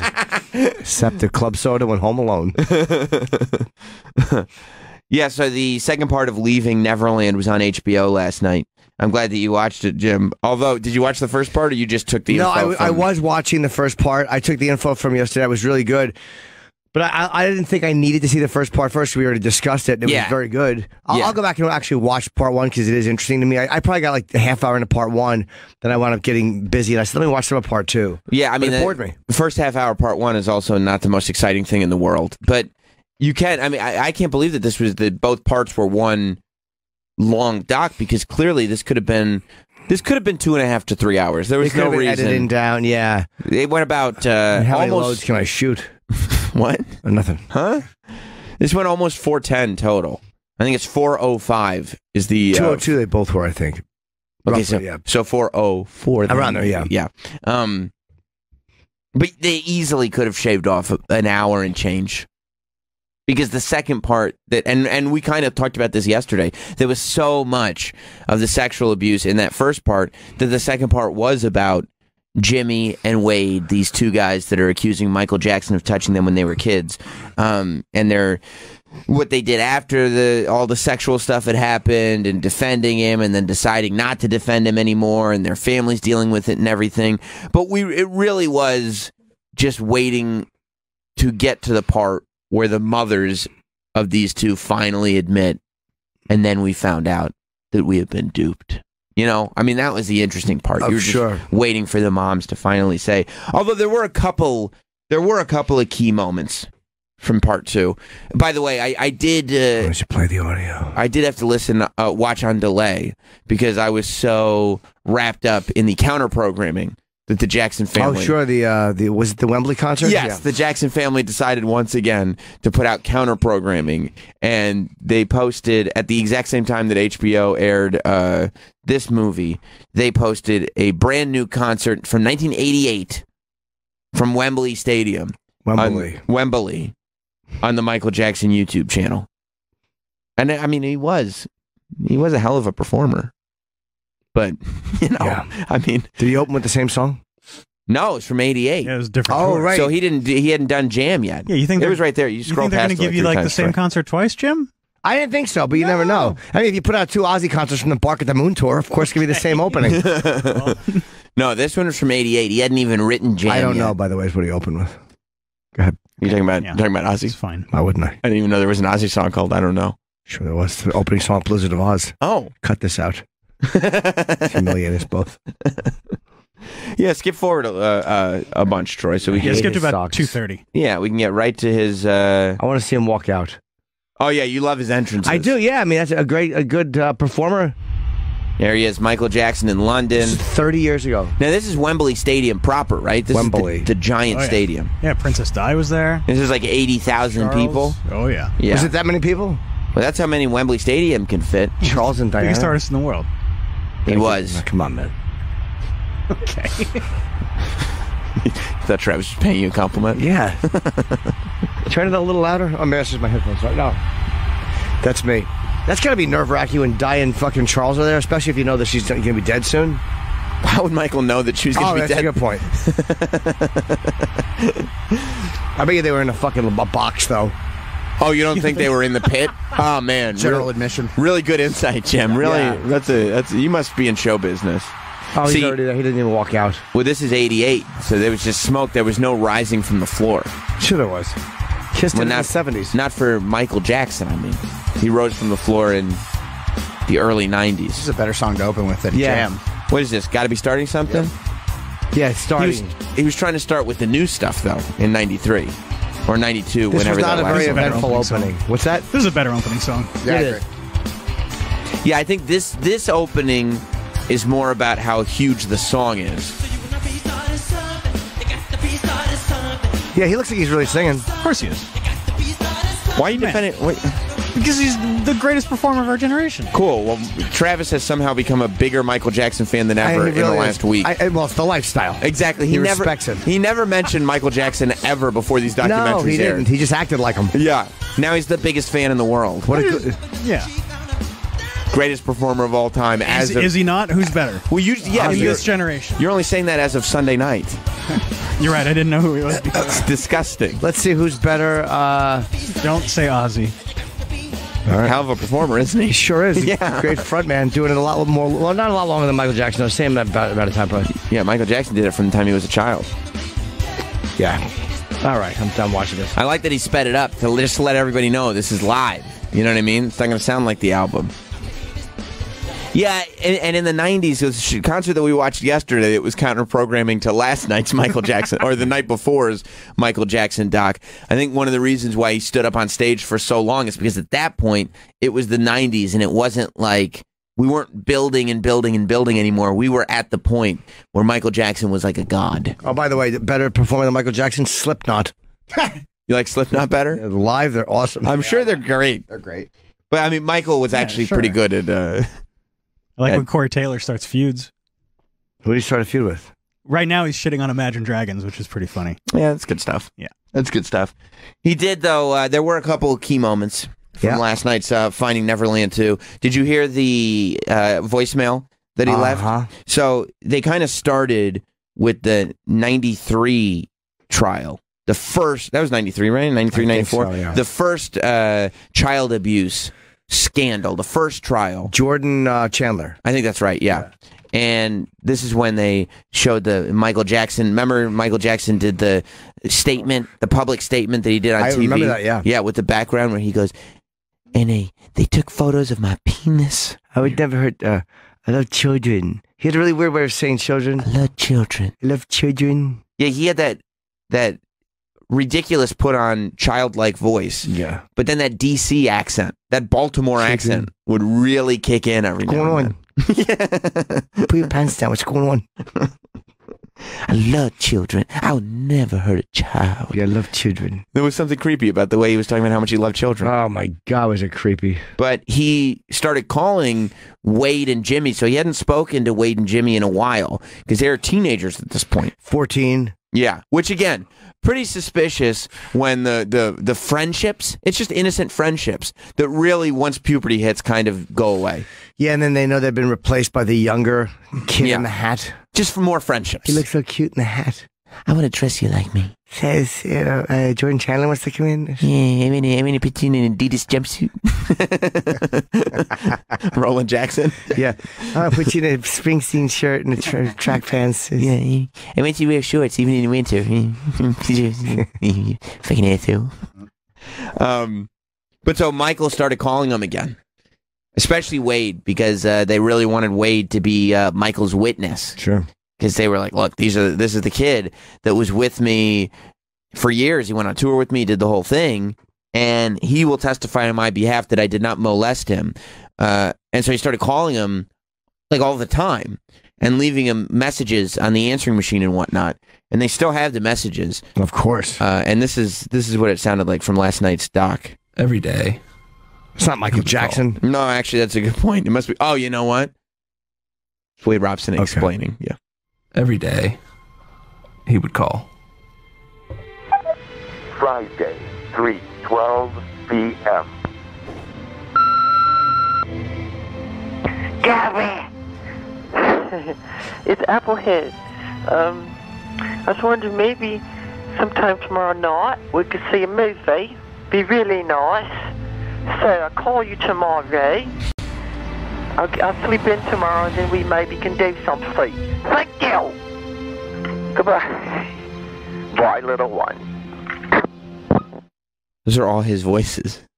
What a fucking weird guy, man. Well, he does have the gift with his voice. Oh, you think so? That wasn't him. That was a British guy. You couldn't tell, right? It was a British guy. Like all of a sudden, Michael must have handed. Fuck you. This is a guy who's traveled the world. He's got fans all over the world. If anybody can do accents, it's him. You would think it would be Michael. Fuck you, baby. We can do something. Like, what are you doing, Michael? Then he's doing a Cartman voice in the beginning. Applehead. Is he calling himself Applehead? Yeah. So I guess he was Applehead? But he used to call, in the faxes, he was calling Wade Applehead. Or was he calling himself Applehead? Like, Maybe he was trying to get some Applehead. Yeah, exactly. So Steve Jobs.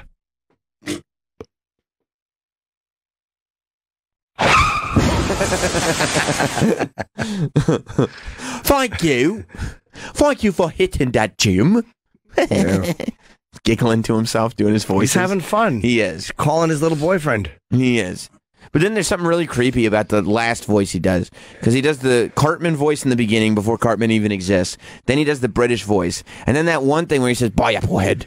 I'm like, whoa, where the fuck did that evil one come from? He's just a strange guy. He's a really weird guy, isn't he?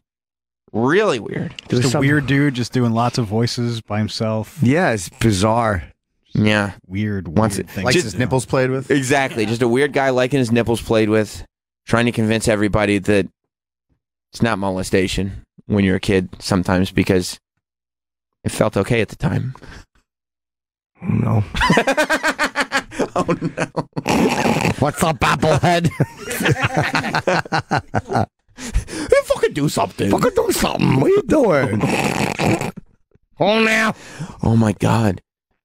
You know, if Jim Norton were a bigger celebrity, we could all supply tapes for the Jim. And then he started leaving us voice texts all the time. Hello.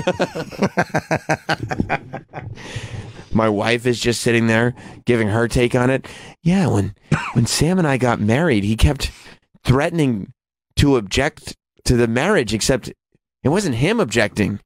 There's somebody named Edgar. Edgar. Jim did a character that he said I was a woman of lower stock. And I didn't understand. I didn't know if it was his way of being closer to Sam. April Fools. Wait, what did I want to say? It was something about Michael talking about the fucking... I don't remember.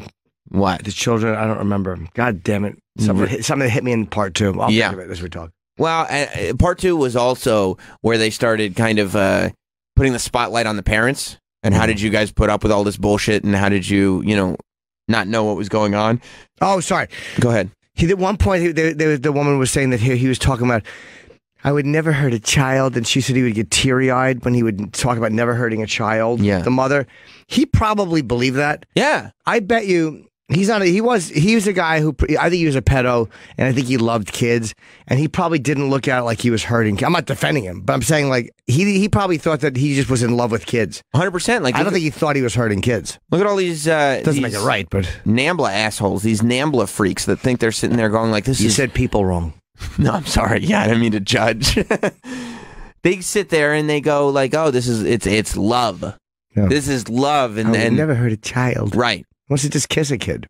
Because these pedophiles, they sit there and they don't take into account that a child cannot give permission to do that. Can. Okay. Gonna be starting something. Yeah. Uncle Paul is a new favorite musician. Sure, yeah, I do. Yada da da da da da. Diddly do do do do. I think Uncle Paul was watching a couple concerts the last 2 nights on YouTube. For sure, I was from Wembley. Yeah, the king of pop. Did you unsubscribe to HBO? Yeah, I did. Bunch of lies. I see. Those parents were good people. I see. Hello, it's Applehead calling. How are you? Uncle Paul's British accent is significantly better than Michael Jackson's British accent. Might be a call you tomorrow or do something. Goodbye, Applehead. Sliding out of character. I can't help it. Gotta be starting something. Doodly do do do do. I don't think that guy's 100% right, but I think Jim is 100% right. You think so? Sure. Put your little hat on. Put your little wide-brimmed hat. Give you a kiss. You ever dress up people like little Uncle Pauls? Sure, I did. Okay. I put the little Michael Jackson. I put the little epaulets in their shirt. You like that? Yeah. Yeah. You gel up their hair, get the curls going. Yeah, and you put the little chain on the shoulder. Come here. Who's a big little dancer? Let me kiss your fingers. No, chocolate on them. No. Put your little glove on. Yeedly do do do do. Yeah. You like dressing them up like Smooth Criminal? Sure, I do. You do. Okay. I'm telling you, man, all these lyrics feel very, very different all of a sudden. Sure. Unless you're Travis. It hurts so bad. So bad. That's so much. Yeah. Yeah. Sure. Yeah. I'm wiping spunk off the mirror. Oh, Jesus Christ. It's not even like an entendre or anything. It's just right on the nose. Sure. Yeah. Sometimes if you don't aim right. Oh, God damn it. It's just, you just say it. Just right out. Sure. Right, sure. I'm going to sleep over 30 nights in a row. Hey, Kev, put the bells in the hallway. Yay. Yeah, I mean... That's so smart. Uncle Paul, if there's no chicanery going on, why would a man need a trail of bells leading to their bedroom? Well, you're having a party. I used to just set up a bunch of mouse traps. So somebody would come in their bare toes. Ow! I'd be like, get dressed. Put your trousers on. As soon as you hear parents saying, ouch, my foot. Yeah. Time to go. Yeah, everybody put your PJs on. Wasn't anybody suspicious of a whole bunch of open mouse traps in front of your door? Yeah, they were. And sometimes they would be suspicious as to why is the feety part backwards, Paul? I don't know. He had a bad nightmare. You had to make it better. Yeah, I did. I know you did. Sure. I know you did. Well, it's love. Sure. It's just some love. Haley, do. I know, you love it. Yeah. Yeah. PYT. Right. Yeah, pretty young testes. That's not what the T stands for. Sure No, it it isn't. I don't think it is. I don't think it is. His sister Janet is on the song as a child. PYT, pretty young testes. No. No, we got to go into the rewrite room for this. We can't do a song. Do.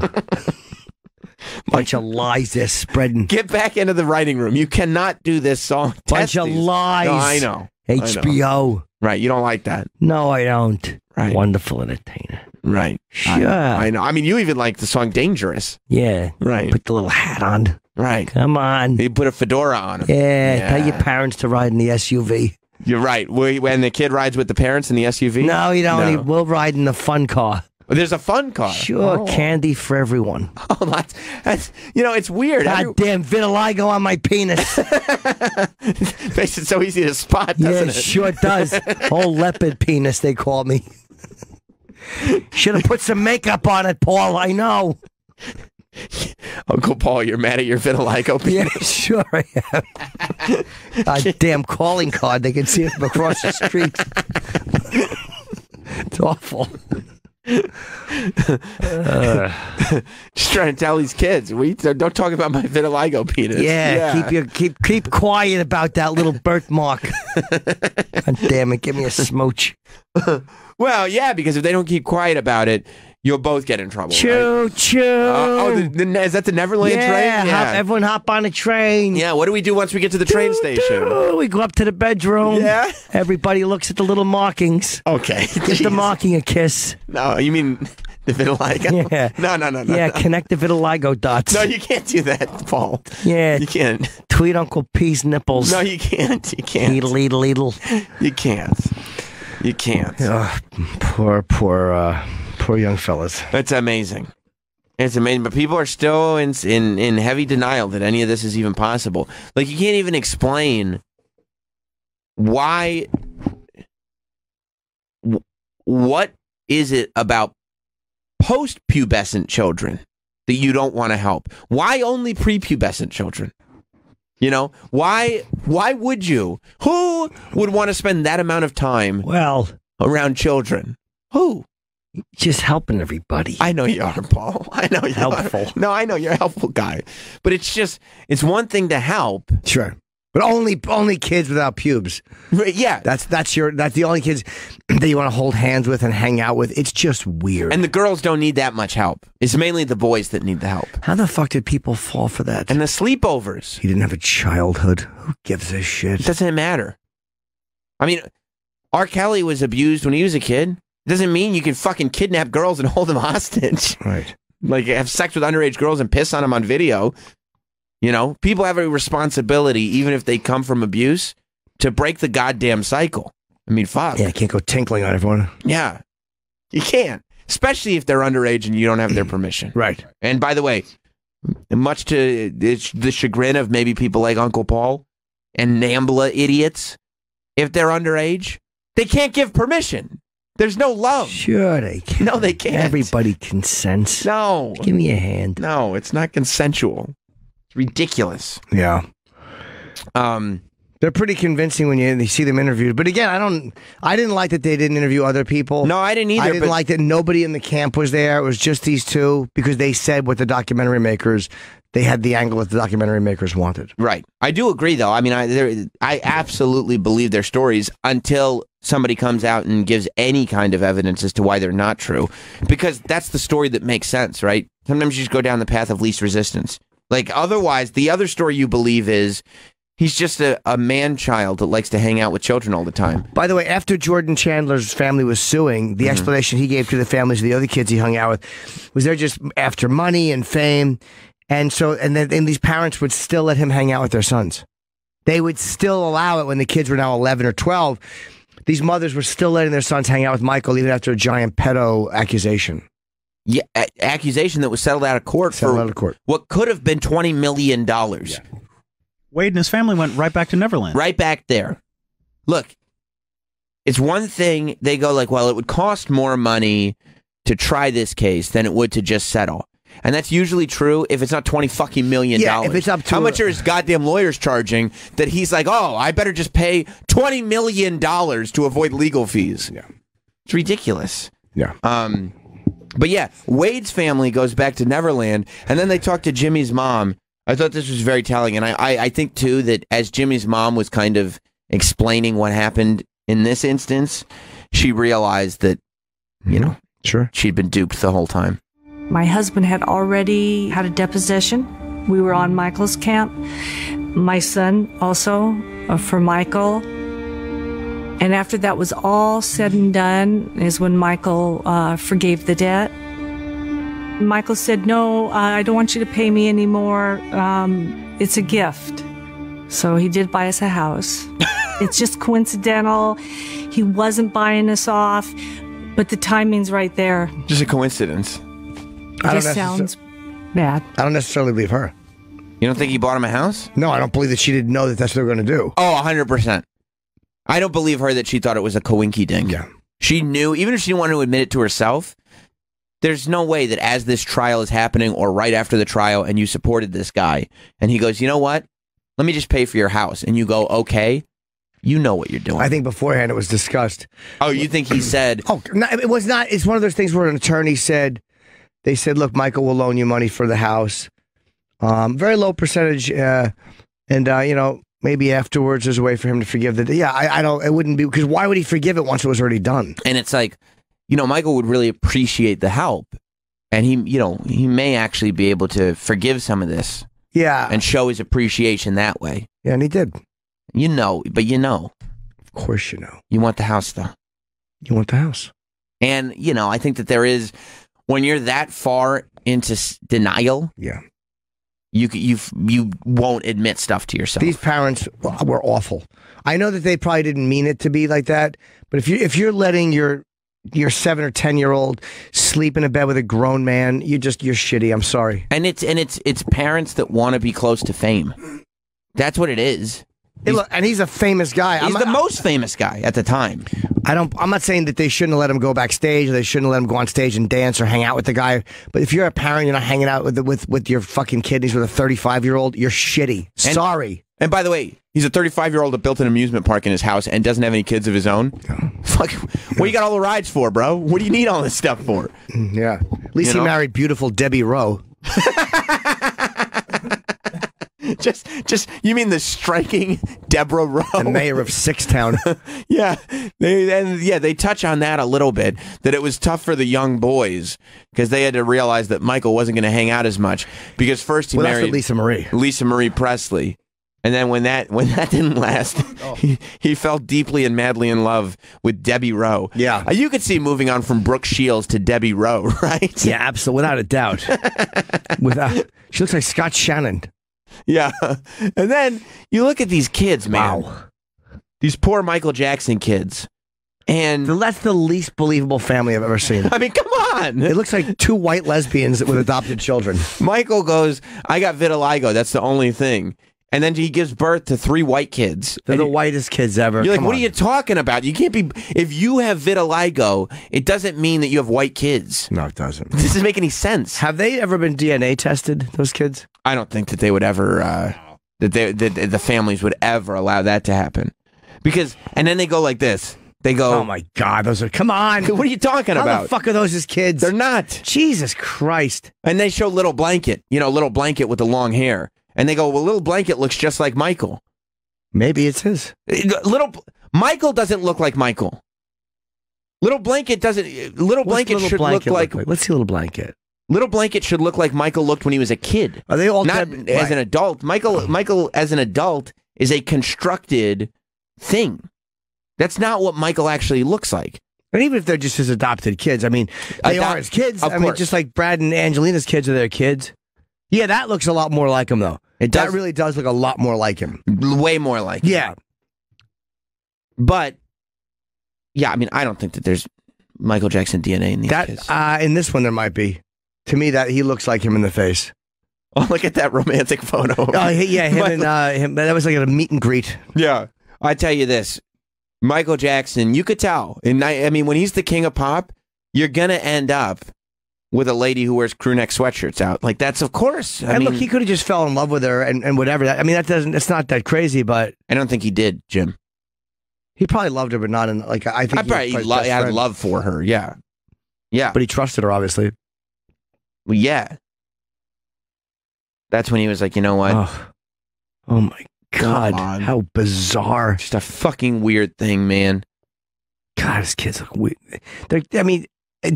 I don't think they're his genetic kids. I don't think so either.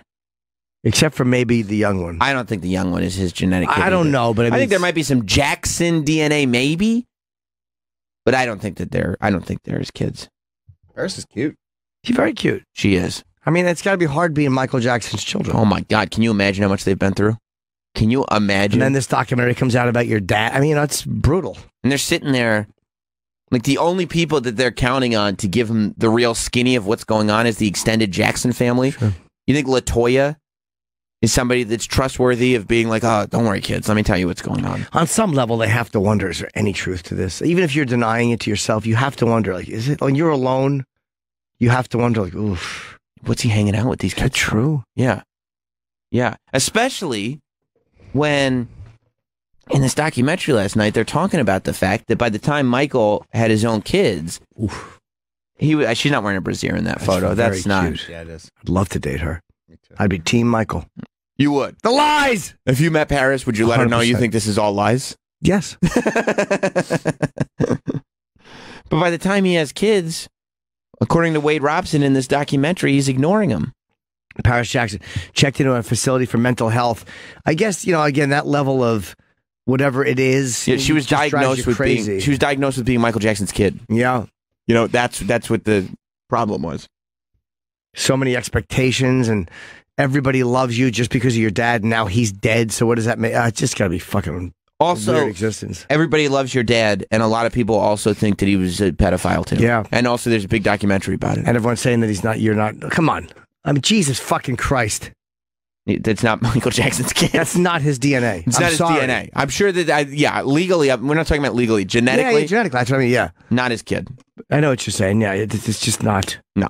So Michael Jackson, Watch him singing like ABC Easy 1 2 3. Ugh. How come none of the kids look like that kid? None of them have hair like him. None of them have They all faces have like him. straight white lady Debbie Rowe hair. Yes, I believe that there's Debbie Rowe DNA in those I do kids. too. A lot of it. Oh yeah. Oh yeah. Who knows? Who knows exactly? Maybe it was artificial insemination from someone else, and they don't know. Right. Who knows?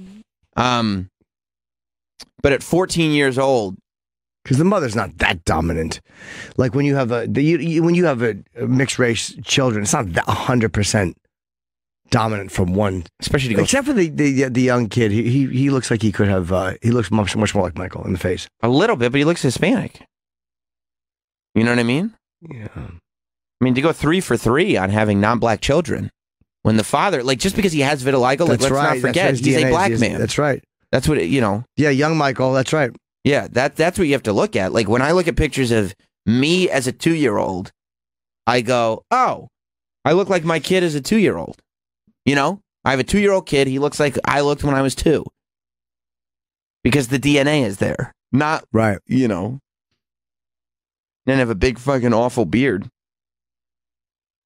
Oh, when he hung his kid over the balcony, it was so crazy. He had a thing over its head. He had a good grip on it. I'm sure he did. He had a solid grip. Everybody trying to give the King of Pop a hard time for that. With the thing over his head. Look, what a crazy. If the worst thing Michael Jackson did to that kid is hang him over a balcony with a blanket over his head, then good for Michael, because he did a lot worse to. A blanket. He did a lot worse. Is accused of doing a lot worse to Wade Robson and the gang. At 14. Wade went back to Michael's house, and this was the last sexual encounter that he talked about last night. Wait, they're looking at these microscope Michael and Blanket when they were kids. Is there any? There's some similarity in that face. They found a photo. They found What's a photo of Michael and Blanket with some similarities. There's a lot of photos of Michael and Blanket with similarities. Yeah, yeah, I think that's his. Okay. Son. Maybe they were like, you know what? People are on to us with the first two. We got it. We got to put some Jackson DNA in I this just kid. think it looks like him in the face. Right. The shape of the face, and there's, I just think it's him. Yeah, I could see it. So here's Wade talking about being 14 now and going and hanging out with Michael again because that's right, because Michael befriended him because he needed people to testify in his behalf is what Wade Robson said. Yeah. And so I'm 14 at this point, and I've had a major growth spurt. I'm probably 5'11". So the same bragging that you saw the movie than Michael. Just guessing. Just a whole different physical vibe. And at some point in the night, we slip back into the routine, the same sort of sexual stuff. And I don't remember how exactly it evolved to this, how it moved to this next stage. But what ended up happening is Michael tried to penetrate me in my anus with his penis. We understood. Yeah. I mean, a lot of extra details in there. Yeah. And this, I had this part I had a hard time believing. Really? I don't know why. Maybe the way he delivered it. It's weird that this is the one thing that he doesn't remember the details on. He remembered details of being 5 years old and how he felt and blah blah blah. And then this is the one that he's some details are missing. I just didn't like the way he delivered it. For some reason, it felt like he was being actor-ish. Like, and he put his penis. Like, this is how I'm supposed to look when I'm saying. It just didn't feel. There's something about his explanation didn't feel right. I would bet that they told him to be as graphic as possible. Right. No, I know. They said bring up if he did anything to your anal, whatever. It wasn't the word. It was just the way he delivered it. I had a hard time. Well, yeah, because it's not a natural thing to say. Sure it is. Well, what? Not for all of us. Dick, I mean, you just say it. No, it's not. Not mine. I'm just saying in general. Right. Are you? Sure. Yeah.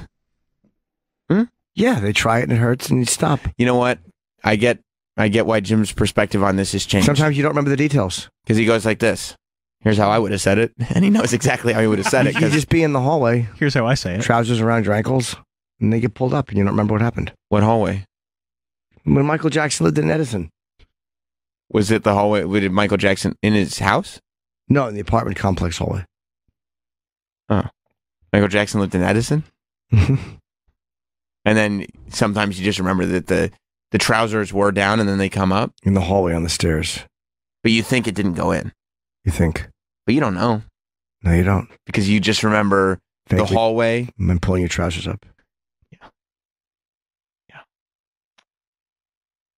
You know you're loved, Jim, right? Mm-hmm. Okay, good. Sure he is. No, that's not what I meant. Poor Toast. Poor Toast. But here's Toast had his asshole buttered. This is after the aftermath of that incident with Wade and what he just described. I think I was picked up again by Michael's driver and brought to the dance studio where he was back in rehearsals. Right away, he just went right into it. He was kind of super nervous and said, "What did you do with your underwear from last night?" Talking about Michael. Yeah. I don't know. I took them off and, showered and put new ones on. He said, "You got to go home and find them." And I don't know if there's any, there might be some blood on them. Oof. If there is, you got to get rid of them. How long does it take you to get home?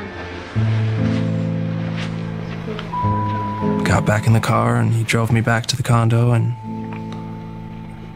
luckily, not luckily, I guess my mother hadn't found them, hadn't tried to clean them or anything yet.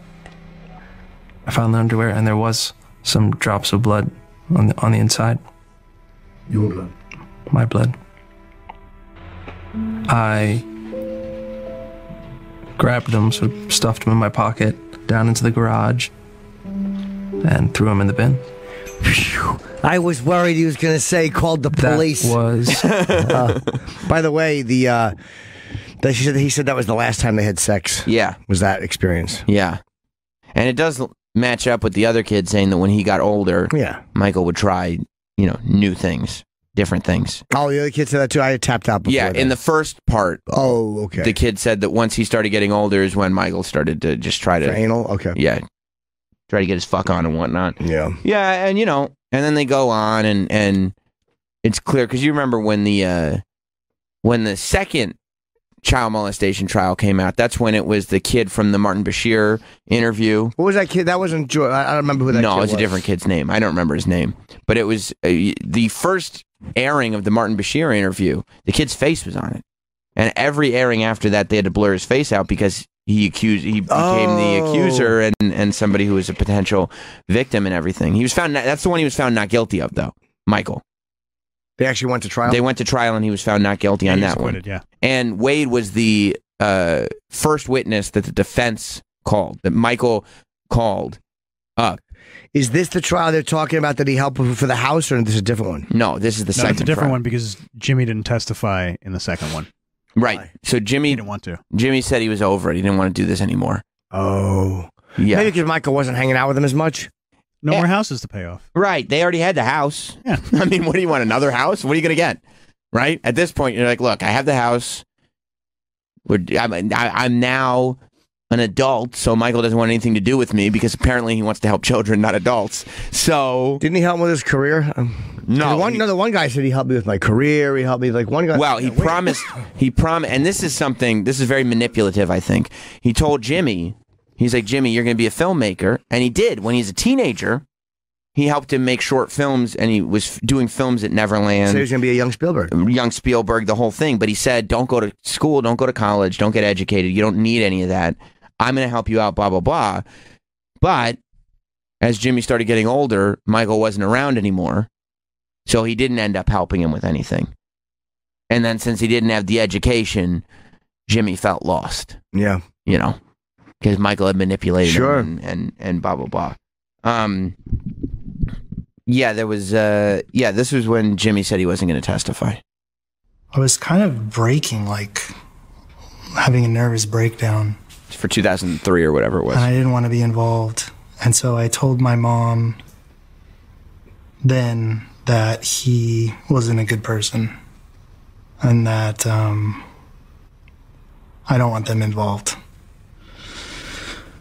So that was tough. I didn't talk with her really about it. I couldn't talk about it. I just said enough to like not get them involved. And she never pushed. Of course. Why would you push? Why would you when you realize you fucking let your kid get molested because you wanted to stay in a suite? Right. Yeah, you could sit there and live in denial. If I don't push, if I don't ask any follow-up questions... It's not my fault. It's not my fault, I'm right? not a piece of shit. I'm still okay. He never said it. He's over here saying, you know that guy that bought our house and took us on tour and was my best friend and was a family friend? He's the one I slept with, the grown man. He's not a good person. And you're like, okay, look, I'm not going to ask any follow-ups. I'll just take your word. And how great is this house? Huh? How great is this house? I still think Michael was trans. You do? Uh-huh. Do you think that this was all like part of the fact that he couldn't deal with that? Maybe he didn't know it. Thank you. Maybe he didn't know it. Or do you think that you just add that onto all this stuff? I don't know. It's just it's all that fucking facial feminization. It is a lot of feminization. It's a lot different than just changing things, the thinning nose. Those are all like surgeries that trans girls get. Like that's just what I told you. Somebody said that to me, and it hit me. I was like, oh, that's exactly, I think, what he was. And doesn't he do hormone stuff for his voice? That I don't know. Well, he kept his voice high. Yeah. You know, that certainly feminized his voice. Yeah. The hair. Straightening it and just, like a woman. Feathering it. Like a woman. Yeah, totally. Yeah, and then as you get towards the end of the thing, Wade talks about the last time he hung out with Michael, and that's because you remember in 2003 is when all the stuff about Jesus juice and drinking wine and all that stuff came out, and that really wasn't addressed when they talked about Wade and Jimmy's experiences. But Wade says when he went back as an adult and hung out with Michael for the last time, Michael was, asking him to bring wine and drinking wine nonstop and almost catatonic. He was just not there anymore.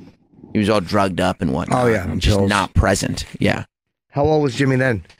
No, this is Wade. How old was he then? He was an adult. Oh, he was. Okay. Yeah, so it wasn't sexual anymore. He was an adult. But I think Michael just wanted to keep him on his side because this was after the 2003 trial, when at this point Wade is now just one of these kids that is now an adult that it can be there to defend Michael. And so they were still friendly. Oh yeah, up until Michael died, they were friendly. Even if Michael didn't want to fuck him anymore, they still knew each other. Oh yeah, I mean Wade was in love with him. This is after. Oh, yeah, he was in love with him. Wade's married at this point. Wade's married, and he's still like whatever you need, Michael. He just wants to be around him. He wants to be around him. And you can't. It doesn't even make you gay if you're that young and somebody molests you and you fall in love. That's probably pretty common. Well, yeah, and I mean that's why kids can't. One of the many reasons why kids can't give consent because you fucked up Wade Robson. If this is all true, you completely confused him and completely fucked him up.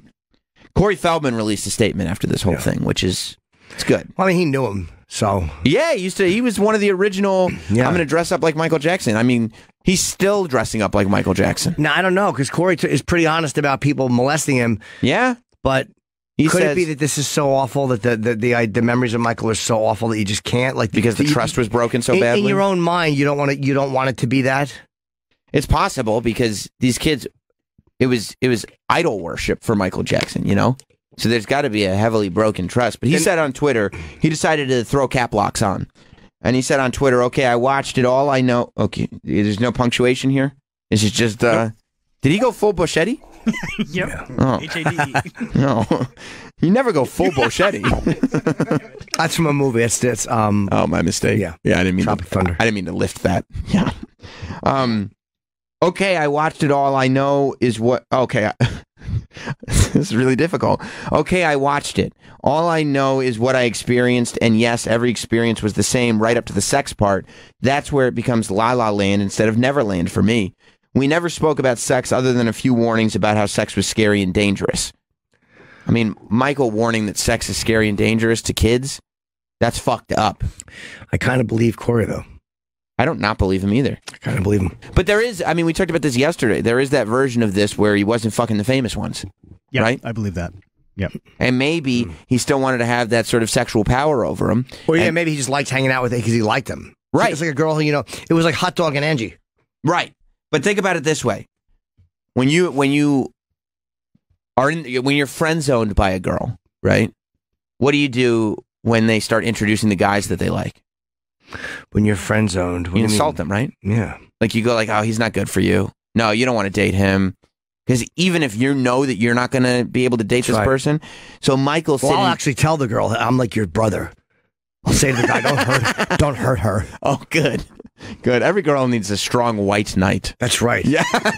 I'll just say to the girl, I'm like, if you ever need it, you can always talk to me. That's good. There's nothing that screams integrity more than that quality, is there? You can talk to me if you need it. He's no good for you. Right. He can't talk to you. He doesn't understand you. Yeah, he's not going to give you a real relationship. You deserve better. Right. Hey, she's like my sister. Don't hurt her. Right. And what's great is like the guy that she's dating, they never know. Like they always go like this. Oh, I guess they're just brother and sister. I'm sure that guy's not completely in love with her and just won't say anything. Yeah, I know he's like fucking 5'11" and in great shape, but he's no good for you. Dude, it's no good. He's just sleeping with a bunch of different girls. Who wants that, right? Yeah, I mean, you deserve a guy who would focus all of his love on you. We've all been there, haven't we? You bet we have. But I found off the subject, I was going through a bunch of old stuff. Like I save everything, and I'm finding notes that girls gave me in 1986. For somebody with so many repressed memories, it's ironic how much stuff you saved. I've saved everything. Yeah, like I save ever since that one little girl moved away. I have saved everything. I have every note that a girl ever gave me from like even from 6th grade. It's amazing. Back and forth with girls. Yeah, I was trying to give them advice. Oh no, wasn't good. What kind of advice? Just suck it. What? That's all I knew. No, I gave him advice on boy. I don't remember, but it was just. Are the notes embarrassing? Not, I mean, in a way, but no, because I was so young. It's like, come on, man. A lot of I like you as a friend notes. Well, no, thank you. Well, they would go back like, no, thank you. No, oh thank God, you. yeah. They would go back and forth. You know, back then there was no text. It was like literally, it was text. It would go, you pass the note back and forth, and you'd have a history on a piece of paper, folded up in a little football. No, but they were folded up because you'd pass them in class. Yeah, that was you the talking best. you talking about notes just reminded me. I must have been a sophomore in high. It was either freshman or sophomore in high school. Fresh or soft. That's right. And there was this girl in my science class that I had a crush on. Ooh, sounds challenging. And I was like thinking in my head, I'm going to write her a long note declaring my feelings for her, which I think would have been the best case scenario, right? I mean, girls love that. A long note, we got chemistry. Because I didn't even really talk to her. So just to spring on her, hey, this is what I think about when you're not around. People like that. Yeah. But you know what happened was, I think she kind of gave me an in because we were lab partners at one point. And she just took my notebook and she opened to an empty page and she wrote her name like in big letters on the empty page. And I was like, oh my God, like clearly there's something going on here, right? She's telling me something. Right. It means something. So you know what I did? What? I sat quietly for the rest of the year. It's just terrified. I was like, nope. Had you given her the note? No, I didn't write a note. I said, oh my God, I think that maybe there's some reciprocal feelings here. And then I just completely shut down and didn't do anything about it. What a fucking dweeb. I mean, I was no better, but still, what a dweeb. Yeah. Yeah. I mean, nothing. Not a goddamn thing. I didn't even make eye contact with her after that. Just fucking oiled up his Bunsen burner and sat on it.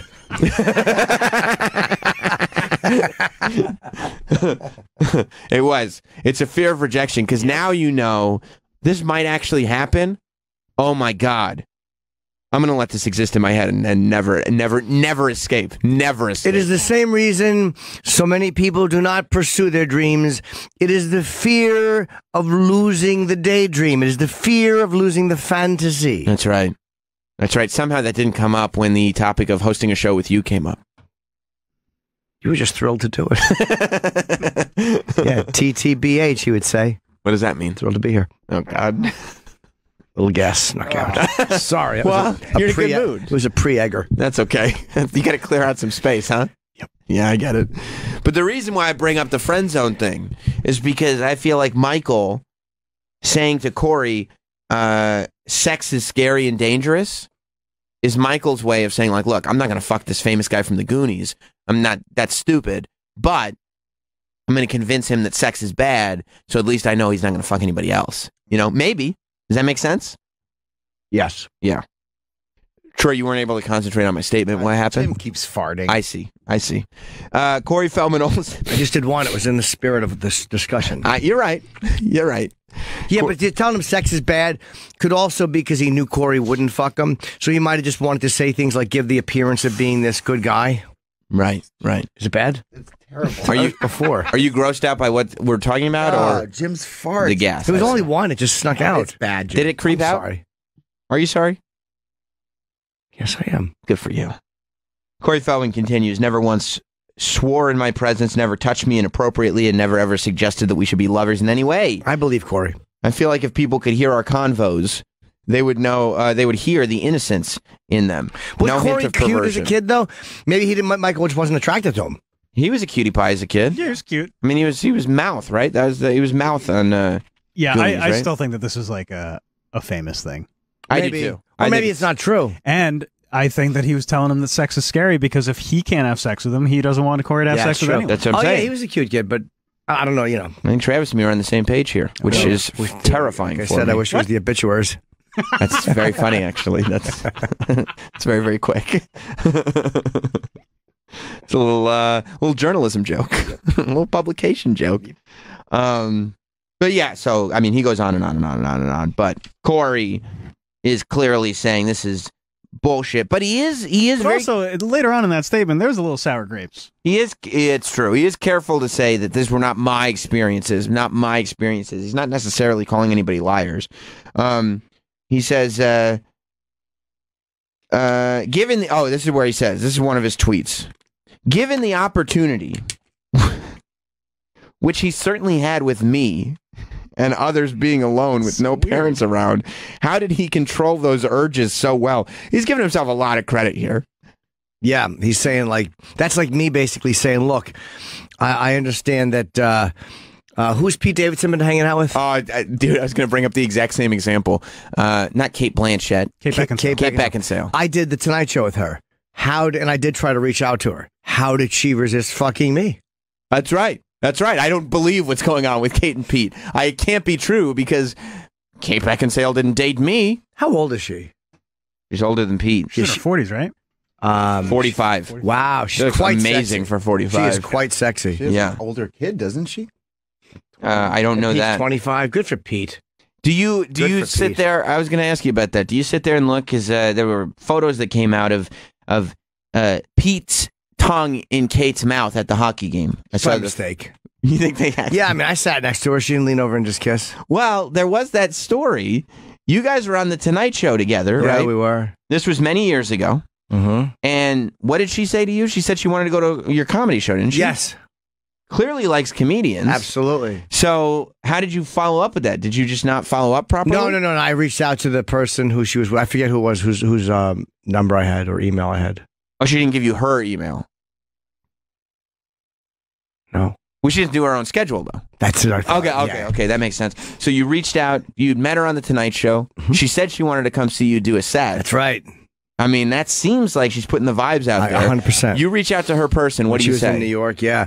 I forget. I might even have it somewhere. I'll look into my emails real quick. I don't think I have it. But you give her the dates that you're performing and everything, Yes. right? That's cool. Yeah. So she's got to have a, not to take anything away from Pete Davidson, but I would imagine she's got a thing for comics. Sure. If she's attracted to Pete, that's probably the connection. The connection was meant on humor. So how did she react to your comedy when she went and saw you?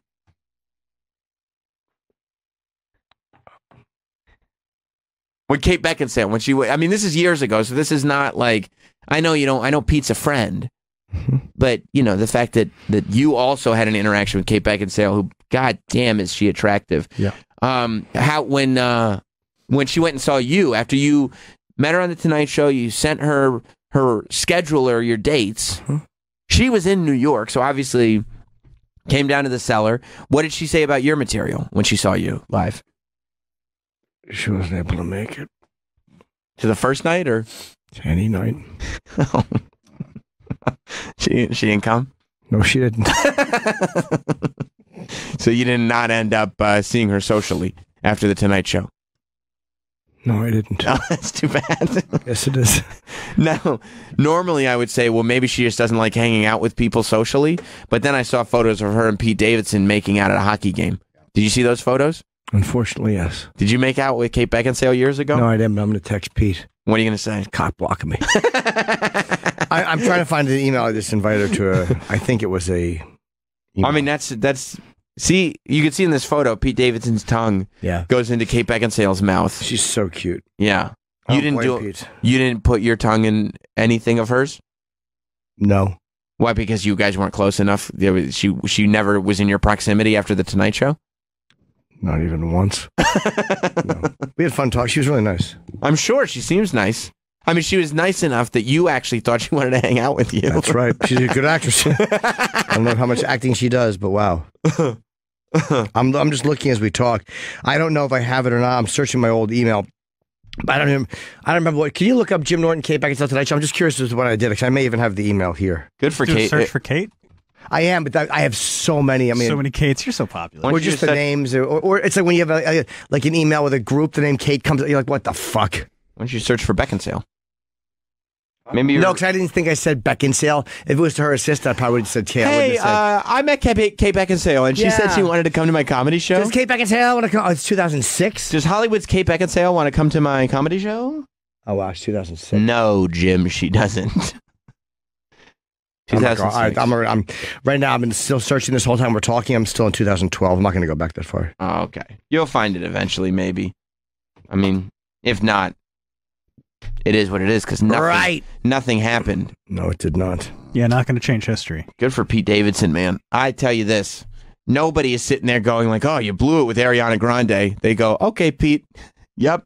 On to the next one. Yep. And guess what? Yeah, I don't have it. This Beckinsale doesn't sing. There's not going to be any thank you next songs coming out of this one. No, That's right. siree. I wonder if that would bug Ariana, the fact that he's with someone older. I'm sure it would. Look, on some level, Ariana Grande's got to feel pride that she thinks, oh, guess what? I'm going to be the best you ever had. Like, everybody was sitting there going, what are you doing, Pete Davidson? You were batting way out of your league. Right. Like, what are you doing letting Ariana Grande get away from you? And he goes, oh, I'm just sitting here hanging out with Kate Beckinsale. Okay.